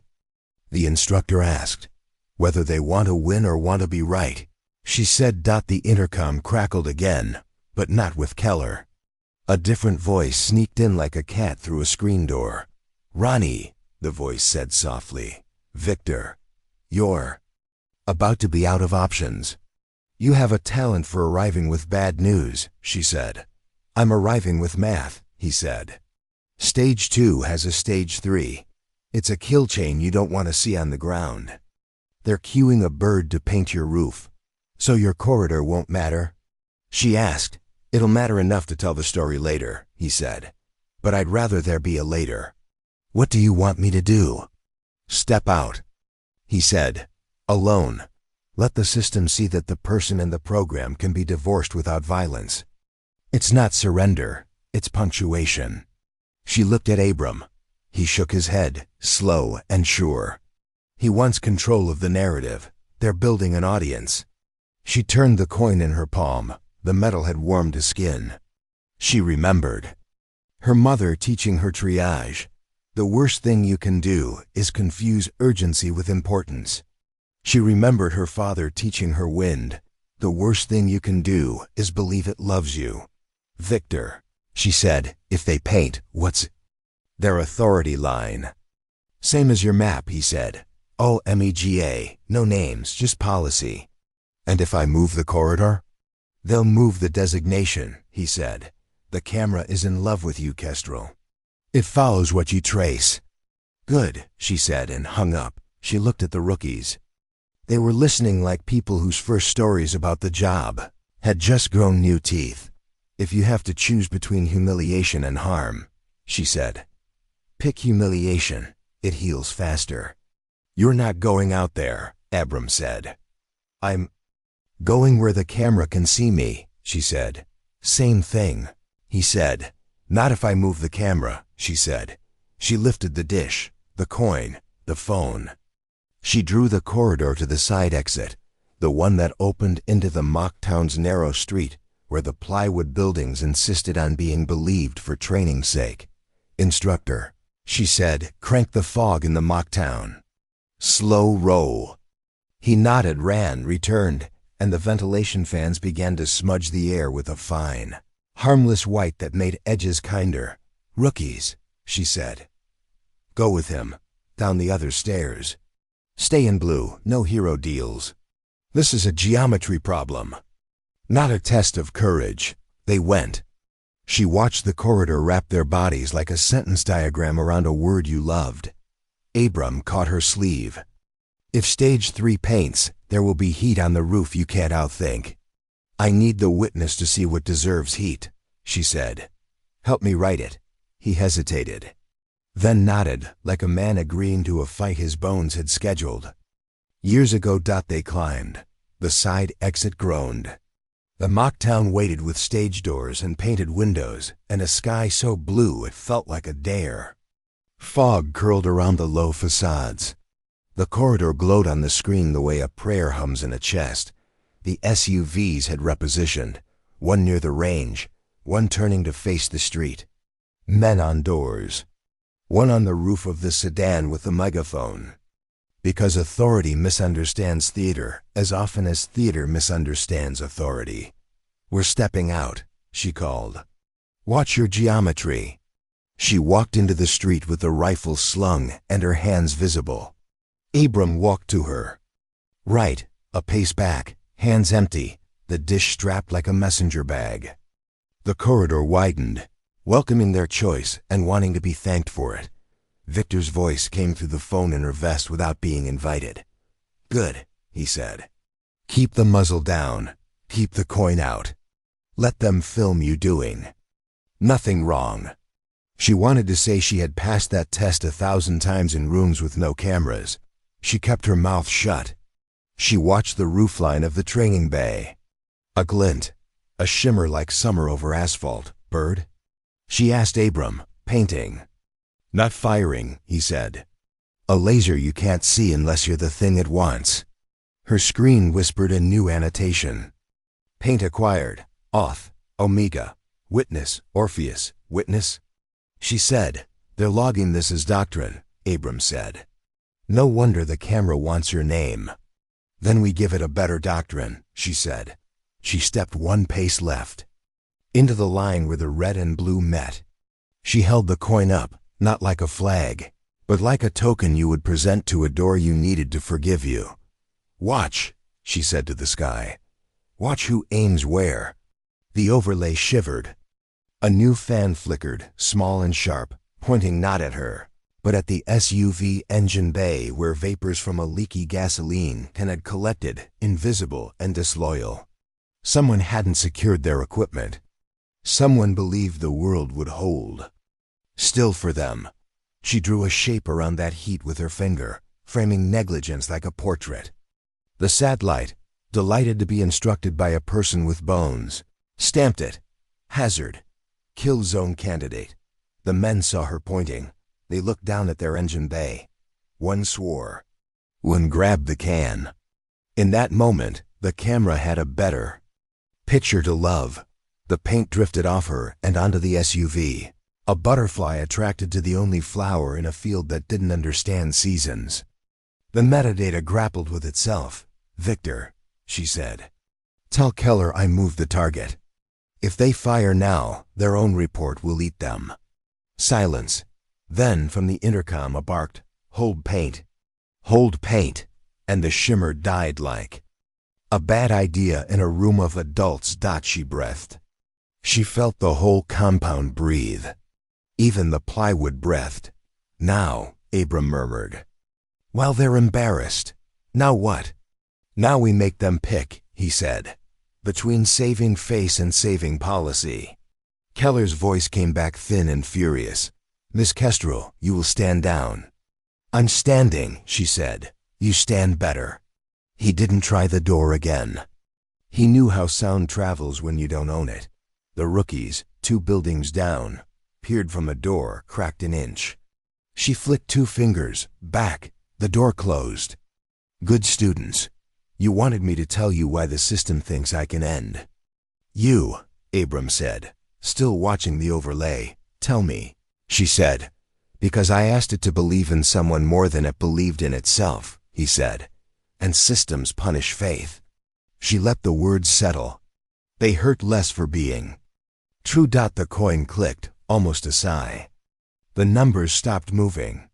The dish's little hum went still. "What did you do?" she asked. "Nothing," he said, fingers still. "It chose." The overlay changed fonts, as absurd and terrifying as a judge changing tone. The red fans didn't vanish. They collapsed into a point that sat exactly at her feet, then bloomed, not outward, but upward, a cone pointing into the sky. "What is that?" The instructor whispered from the bunker channel. "A marker," Abram said. "It logged her here." "Logged me as what?" she asked. The metadata answered before he could. "Subject, Kestrel_Ronnie. Status, witness, protect. The words were ugly on the screen and beautiful in the bones. She felt the rookies exhale 2 buildings away. She felt Keller swallow on the intercom. She felt Victor's silence like a man choosing which of his careers to keep. "Does that hold?" she asked. "Until someone bigger than Omega says otherwise," Abram said. "Who's bigger than Omega?" "Only people who write policies and don't sign them," he said.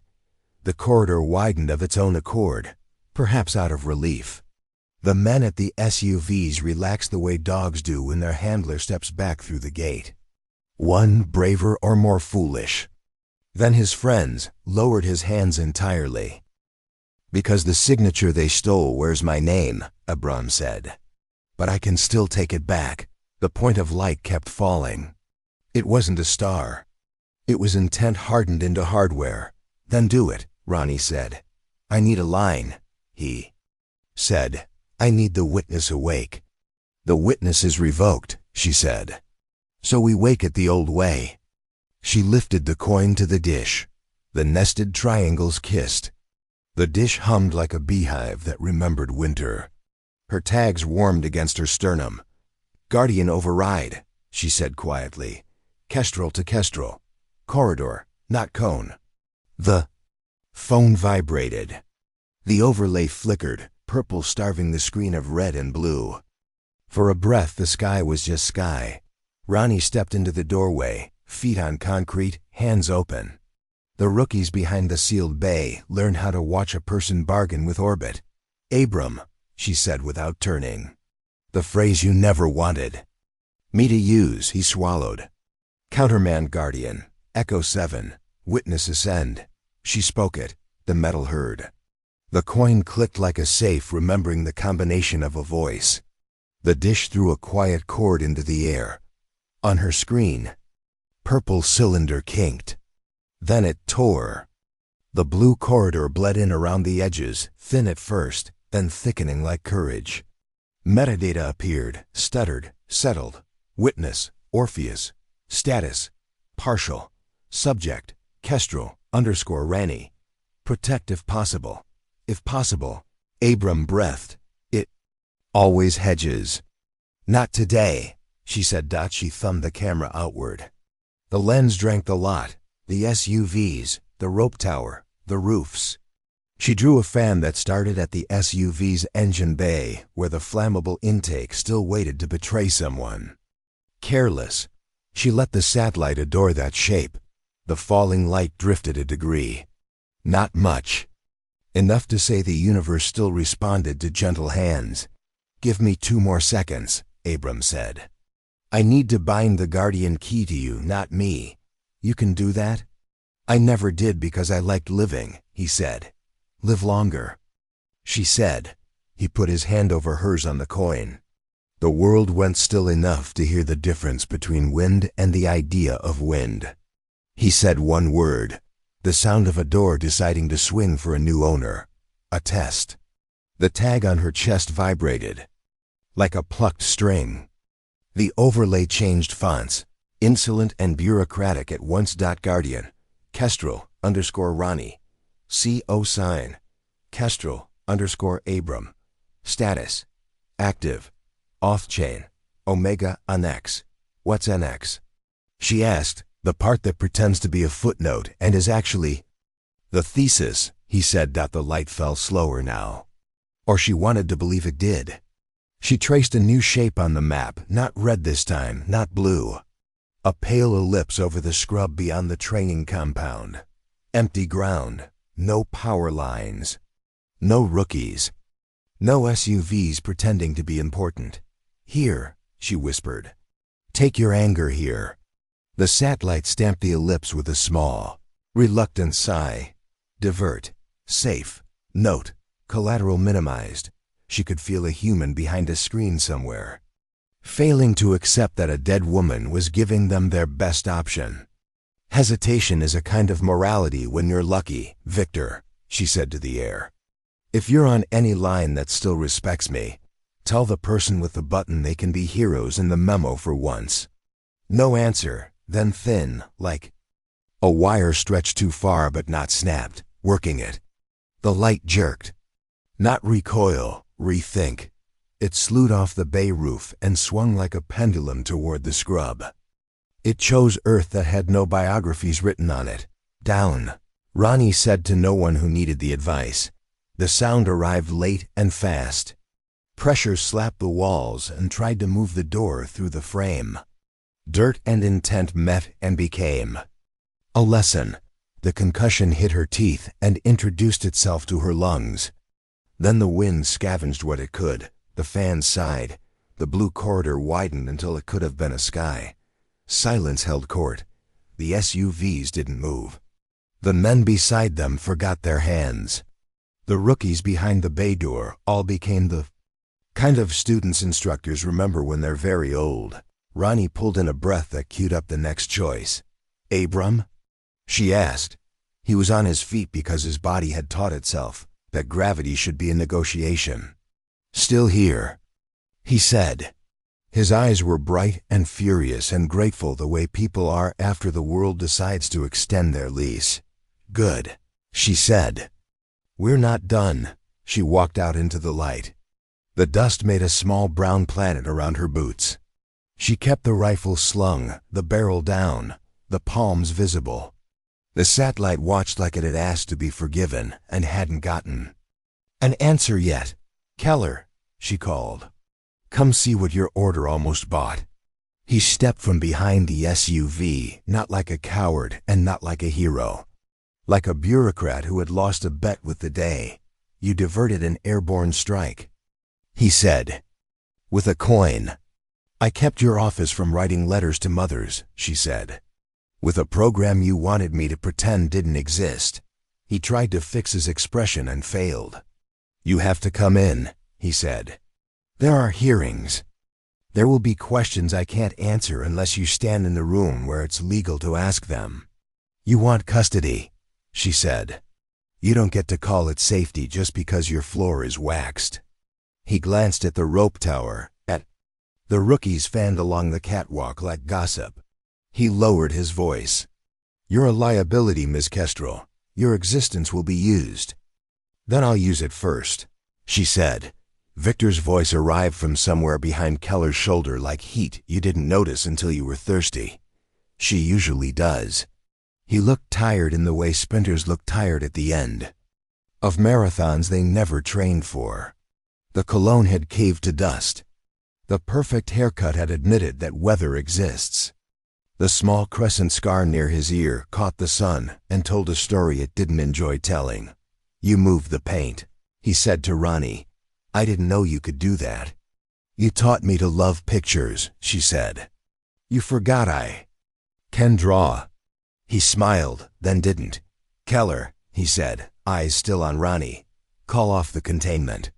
Stage 4's a bad look when judges are writing opinions faster than we can write talking points." Keller's mouth flattened. "You don't work for me." "I answer to outcomes," Victor said. "Theirs are better when she's breathing." Keller touched his lapel mic like it could feel shame. "Containment down," he said. The purple cylinder on her screen collapsed into nothing as if it had never been there. The satellite printed a final verdict at the corner of the image. Witness: Orpheus. Status: restored. Subject: Kestrel_Ronnie. Protect. Now. Ronnie said, "We're going to walk inside, and I'm going to patch the hole in Abram's shoulder, and you're going to call Judge Palencia and tell her you have her filings, and you will not, under any circumstances, misplace them." Keller opened his mouth to argue and closed it when Victor looked bored. "Fine," he said. "Medical first." The bay door lifted an inch, then a foot, then all the way. Heat and the smell of solvents peeled out into the sunshine like the garage had decided to sweat. Inside, Ronnie made a field of competence on a workbench. Gauze, pressure, tape. She irrigated the wound with saline until the water ran clean, and Abram hissed an unrepeatable hymn. "You always did fix things like they offended you," he said through teeth. "They did," she said. "They leaked." She sutured in steady little bites, the kind that respect tissue and the future. She cut the thread.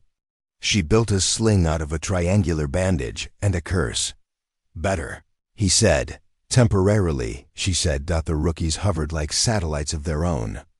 Small gravities orbiting something that looked like a story they might one day tell badly, and then better. Ronnie turned to them. "Learn the geometry," she said. "When someone draws a kill zone under your feet, make them explain the corners. Drop it if you've ever had to argue with a map that thought it knew you." Keller cleared his throat in the careful way that says someone has consulted their conscience and found it occupied. "Judge Palencia wants you both in her chambers."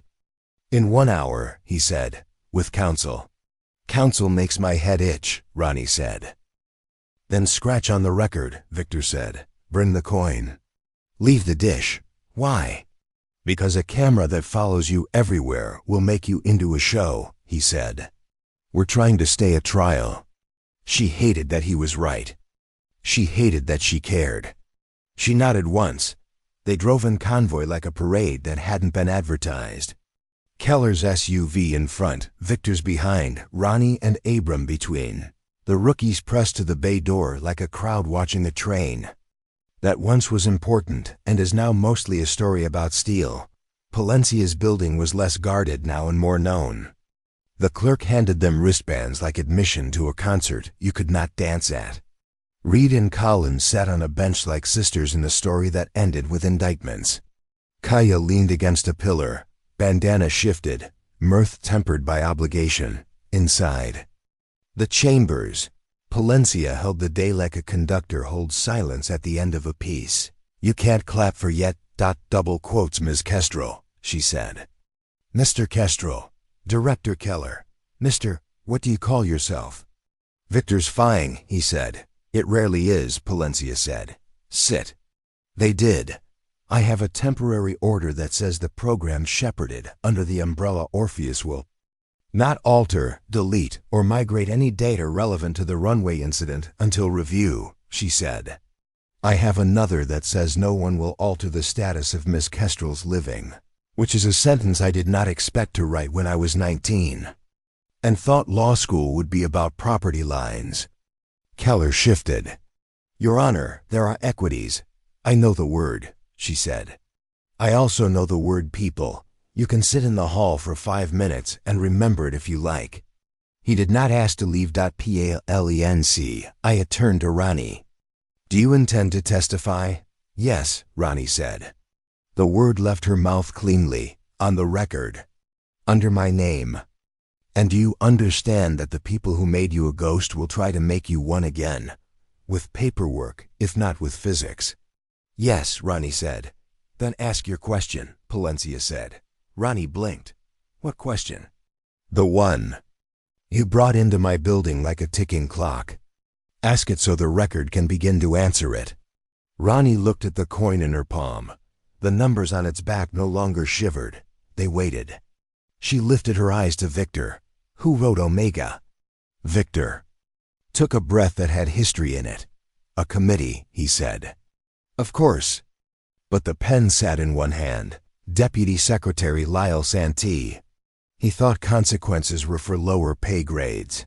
He thought grief makes better doors than gratitude. And who told you to paint me? She asked. Silence tried to get into the room. And Palencia didn't let it. Victor kept looking at her. Same hand, he said. Different pen. Keller winced as if a note had gone flat in a song he was used to singing. Palencia made 3 notes on a pad. She tore the page and handed it to the clerk. File it, she said. And find me a marshal who still believes in not losing paperwork. The clerk left like a rumor with a purpose. Next step, Palencia said. Miss Kestrel, I recommend a secure location for you and any person whose life has become inconvenient to the people who prefer silence to discovery. Ronnie said nothing for a long second. Then she shook her head. I'm going home, she said. Keller looked like he had bitten a lemon correctly. That's unwise. I have gear to calibrate, she said. I have a flag to look at and maybe forgive. I'll send my location to your marshals. I'll send you a photograph of me cleaning a LiDAR unit on the hour like a hostage proof.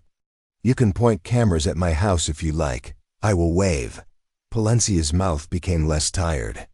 So ordered, she said. And Ms. Kestrel thank you for not letting them make your life a footnote. Ronnie nodded. Her throat felt like braided wire.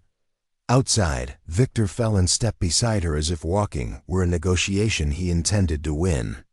There's going to be a second order, he said. When Santee understands that Omega has a face and that face disagrees. Good, she said. Tell him the face knows where the bridges are. He smiled, then didn't. You made enemies. I made a map, she said. They went home that evening, slid over the motor pool. The garage took them the way kitchen lights take families back from long days. Ronnie hung her jacket, rolled her sleeves, set the coin on the bench like a saint no religion had the liturgy for. She finished the LiDAR service she'd started the previous life. She rotated 4 bags, replaced a gasket that had cracked out of season. She wrote a note for the morning, check spare tourniquets, refill burn gel. Talked to Chief about Belicene doctrine. Abram sat where she could see him and not watch him, which is an act of love she rarely permitted herself to practice. His shoulder wrapped tight, his eyes following her hands, he finally spoke. You're sure? I'm sure of very little, she said. I'm sure of this work. He nodded. And of me? She didn't smile. I'm sure you'll make me angry for the rest of my life. Which probably means I get a rest of my life. He laughed, then winced. Deal. Her phone buzzed. A text from Addie. A photograph of the flag in its glass, the brass plate still bearing Ronnie's name. Underneath, 12 words that did something to the structure of the day. Everyone here says hi. We kept the coffee hot. Come claim your plate. She typed. Soon. Then because time is a thing you ask favors of when you have earned the right. She added, keep it safe one more night. A second text arrived. Pike. A photograph of a rook, tattooed on an old hand raised in a room of ghosts. A caption. We're not done either. Ronnie sat on the bench and let the garage's fan tell her a story about the day after. She looked at the coin. She looked at the dish. She looked at the tags. The tags vibrated, once. A small secret inside the metal wanted to speak. She held them to her ear. Miss Kestrel, the voice said. Formal, Polite as a courthouse. National Casualty Integration Center. Secondary authentication required.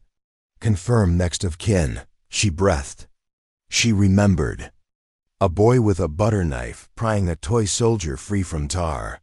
She remembered a ledger that had to be fooled to be humane. She remembered a program that made grief into a password. She looked at Abram. Answer. He said. She spoke clearly. Each word a bolt tightened until the thread refused to slip. Next of kin. She said, Addie Pike, and anyone who can pronounce my name without asking permission. The system hesitated the way stubborn things do when they have met a bigger stubbornness. Then, kin updated. Authority shared. Community node. Abram blew out a laugh that sounded like the inside of a church, where no one had been told they were allowed to sing. You made the town your guardian, he said. They were all ready, she said. Her phone buzzed with something more ordinary. A group text from the rookies. A photograph of the rope tower at dusk with the caption, someone too young to be careful had written, Killzone. Kestrel confirmed. Thank you for drawing the lines we needed. Dropeth if you've ever decided the person you want to be starts where someone else told you to stop. She checked the time. The clock in the garage had kept terrible time since the flood, but she knew the shape of an hour anyway. She poured coffee that had sat and turned into bitterness and drank it like acceptance. Her phone buzzed again. Victor. Stage 5, he said, not announcing, reporting. What's that? She asked. Chorus, he said. Everyone with a clearance above the ceiling is going to sing at once about how you're dangerous. Brace. I already am, she said. You? I was born leaning, he said. By the way, Santee resigned.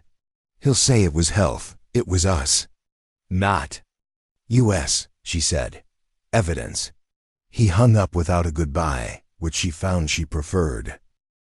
Ronnie gathered her tools, her lists, her anger, her grace. She put the coin in a drawer. She hung the tags on the peg above her bench where safety glasses lived. She wrote on a piece of tape beneath them with a black marker. Witness. Then she turned off the lights and listened to the building breathe. Morning came like a patient teacher. She ran the motopool checklist. She chased a small hydraulic leak to a cracked hose and replaced it. She labeled the worn part with a date and a joke. She ran a satellite cluster through a non-tasking self-test and watched the birds wink as if wincing. At 9, Palencia called. Your testimony's at 11, she said. Wear whatever you were wearing when you saved the county from its own worst habits. Grease, Ronnie said. And a name. Those are admissible, Palencia. Ronnie drove into town in a truck that smelled like work. She parked where the map of the city remembered horses. She walked where the courthouse steps held 10,000 pairs of feet that hadn't learned to be frightened yet. Inside, the clerk handed her a bottle of water with the gravity of a sacrament. You ready? He asked. No, she said, but I'm better than yesterday. He nodded like a liturgy. That's admissible too. On the stand, she told the story like someone cleaning a weapon. Disassemble, explain each part, show the wear, reassemble, proof that it cycles without lying. She said the names that needed saying. She did not say the ones that would only become trophies in someone else's case. Keller tried to trap her with kindness. Victor sat and let the room see that competence can be a form of loyalty when it's pointed at the living. Palencia asked 3 questions. Each was a door. Ronnie opened them. When it was done, the transcript belonged to more rooms than hers. Her throat hurt the way muscles do when they've been used for carrying. Outside, Addie waited on the steps with a coffee that hadn't forgiven the pot. Pike stood beside her with his rook hand out like a landing pad. You came, Addie said. Said I would, Ronnie said. Addie lifted a small cloth-wrapped bundle. We took the plate out of the case this morning, she said. I made the Sarge unscrew it while I stared at him until he stopped telling me about regulations. Pike snorted. She did. Ronnie unwrapped the cloth. The brass plate caught. The sun, and put it down gently. Ronnie Kestrel. She ran her thumb along the groove of her name and felt nothing in her stomach, but steadiness. Hang it wrong side out, Addie said. Let the dust write a new story on it. I'll hang it over the bench, Ronnie said, so it can listen. They stood there a while, watching traffic pretend to be purposeful. Kaya showed up carrying the bag that looked like it had won a fight. I sent the faces 3 ways, she said. One of them is on a server run by a church whose elders like to remind politicians that confession is good for the soul. Good, Ronnie said. Keep your bandana on. Keller stepped onto the top stair and looked down at all of them like an accountant counting coins that had decided to become arguments. Double quotes, Miss Kestrel. He called, don't leave town. I live here, she said. Victor emerged behind him, glanced at the sky as if checking whether a camera still loved it, and then at her. He made a small gesture near his left ear, where the crescent scar lived. It could have meant apology. It could have meant see you at the next disaster. It did not mean goodbye. As they broke apart and walked back into their days, Ronnie's phone buzzed with a message that was not from any number she knew. This story took us a long time. If you like it, subscribe. Now back to the story. She stared at it. She laughed once, sharp, cute, she said. Tell the algorithm I'm busy. She went back to the garage. She hung the brass plate where her hands would see it and her heart would not have to. She rolled the trauma carts too. The door, and felt the quiet joy of a bandage drawer closing cleanly. The tags on the peg shivered again. The voice was new and old at once. Miss Kestrel, it said. National Casualty Integration Center. Your status has been reviewed. Recommendation. Return to active service under witness protocol, advisory role. She looked at the workbench, at the coin in the drawer, at the flag in her pocket. Now was a small folded memory that smelled like pine soap and stubbornness. Decline, she said. I'm already in active service to my county. You want to help? Send foam, send radios, send training grants for kids who can draw zones with their fingers and not flinch when a man with a clipboard calls them. Dramatic, the line considered. Becoming offended and settled for updating a database. Status, independent, liaison, community node, note, kill zone confirmed. She flipped the open sign on the garage bay, even though there was no sign. She wrote it on the whiteboard with a smiley face she would deny to her deathbed. Open. If the sky behaves. A minute later, the radio crackled. All units. Stand by for priority traffic funnel cloud over the East Flats, dust and debris, visibility. Low, we're sending eyes. Copy, Ronnie said, already moving. The drone case snapped open. The props clicked. The gimbal bowed. The world asked for a person who draws lines that keep other people alive. She launched. The satellite hers. And not hers woke like a patient animal. The overlay waited for instruction, the way rivers wait for gravity. She drew. She marked the corridor where roads dipped and air would sour. She wrote the words the machine would keep as receipts. Kill zone. Kestrel confirmed. Safe corridor. Declared. Wind obeyed physics, which is the only honest thing wind does. The town obeyed better. Trucks turned. People stood back. Someone with a bad knee decided to sit down just for a minute inside a blue line that meant oxygen would be a friend. Not a rumor. When it settled, when the dust wrote its soft film over the street and called it even, Ronnie landed the drone and let it close its own eyes. She was tired. She was certain nothing like peace was possible. She was certain this was a better substitute. Outside, a kid on a bike skidded to a stop at the chain link, stared at the drone like it was a dinosaur, and then at Ronnie like she was a museum docent. For the present, you the lady who tells the sky where not to hurt people? He asked. Sometimes, she said. He considered this. Cool, he pronounced, and pedaled off into a town that would someday forget to thank her, and she would forgive it again. Because that's what towns are for. Her phone buzzed. A final message, simple as a door left unlocked for a friend. 2. More great stories are next. Don't miss them. Subscribe and turn on notifications.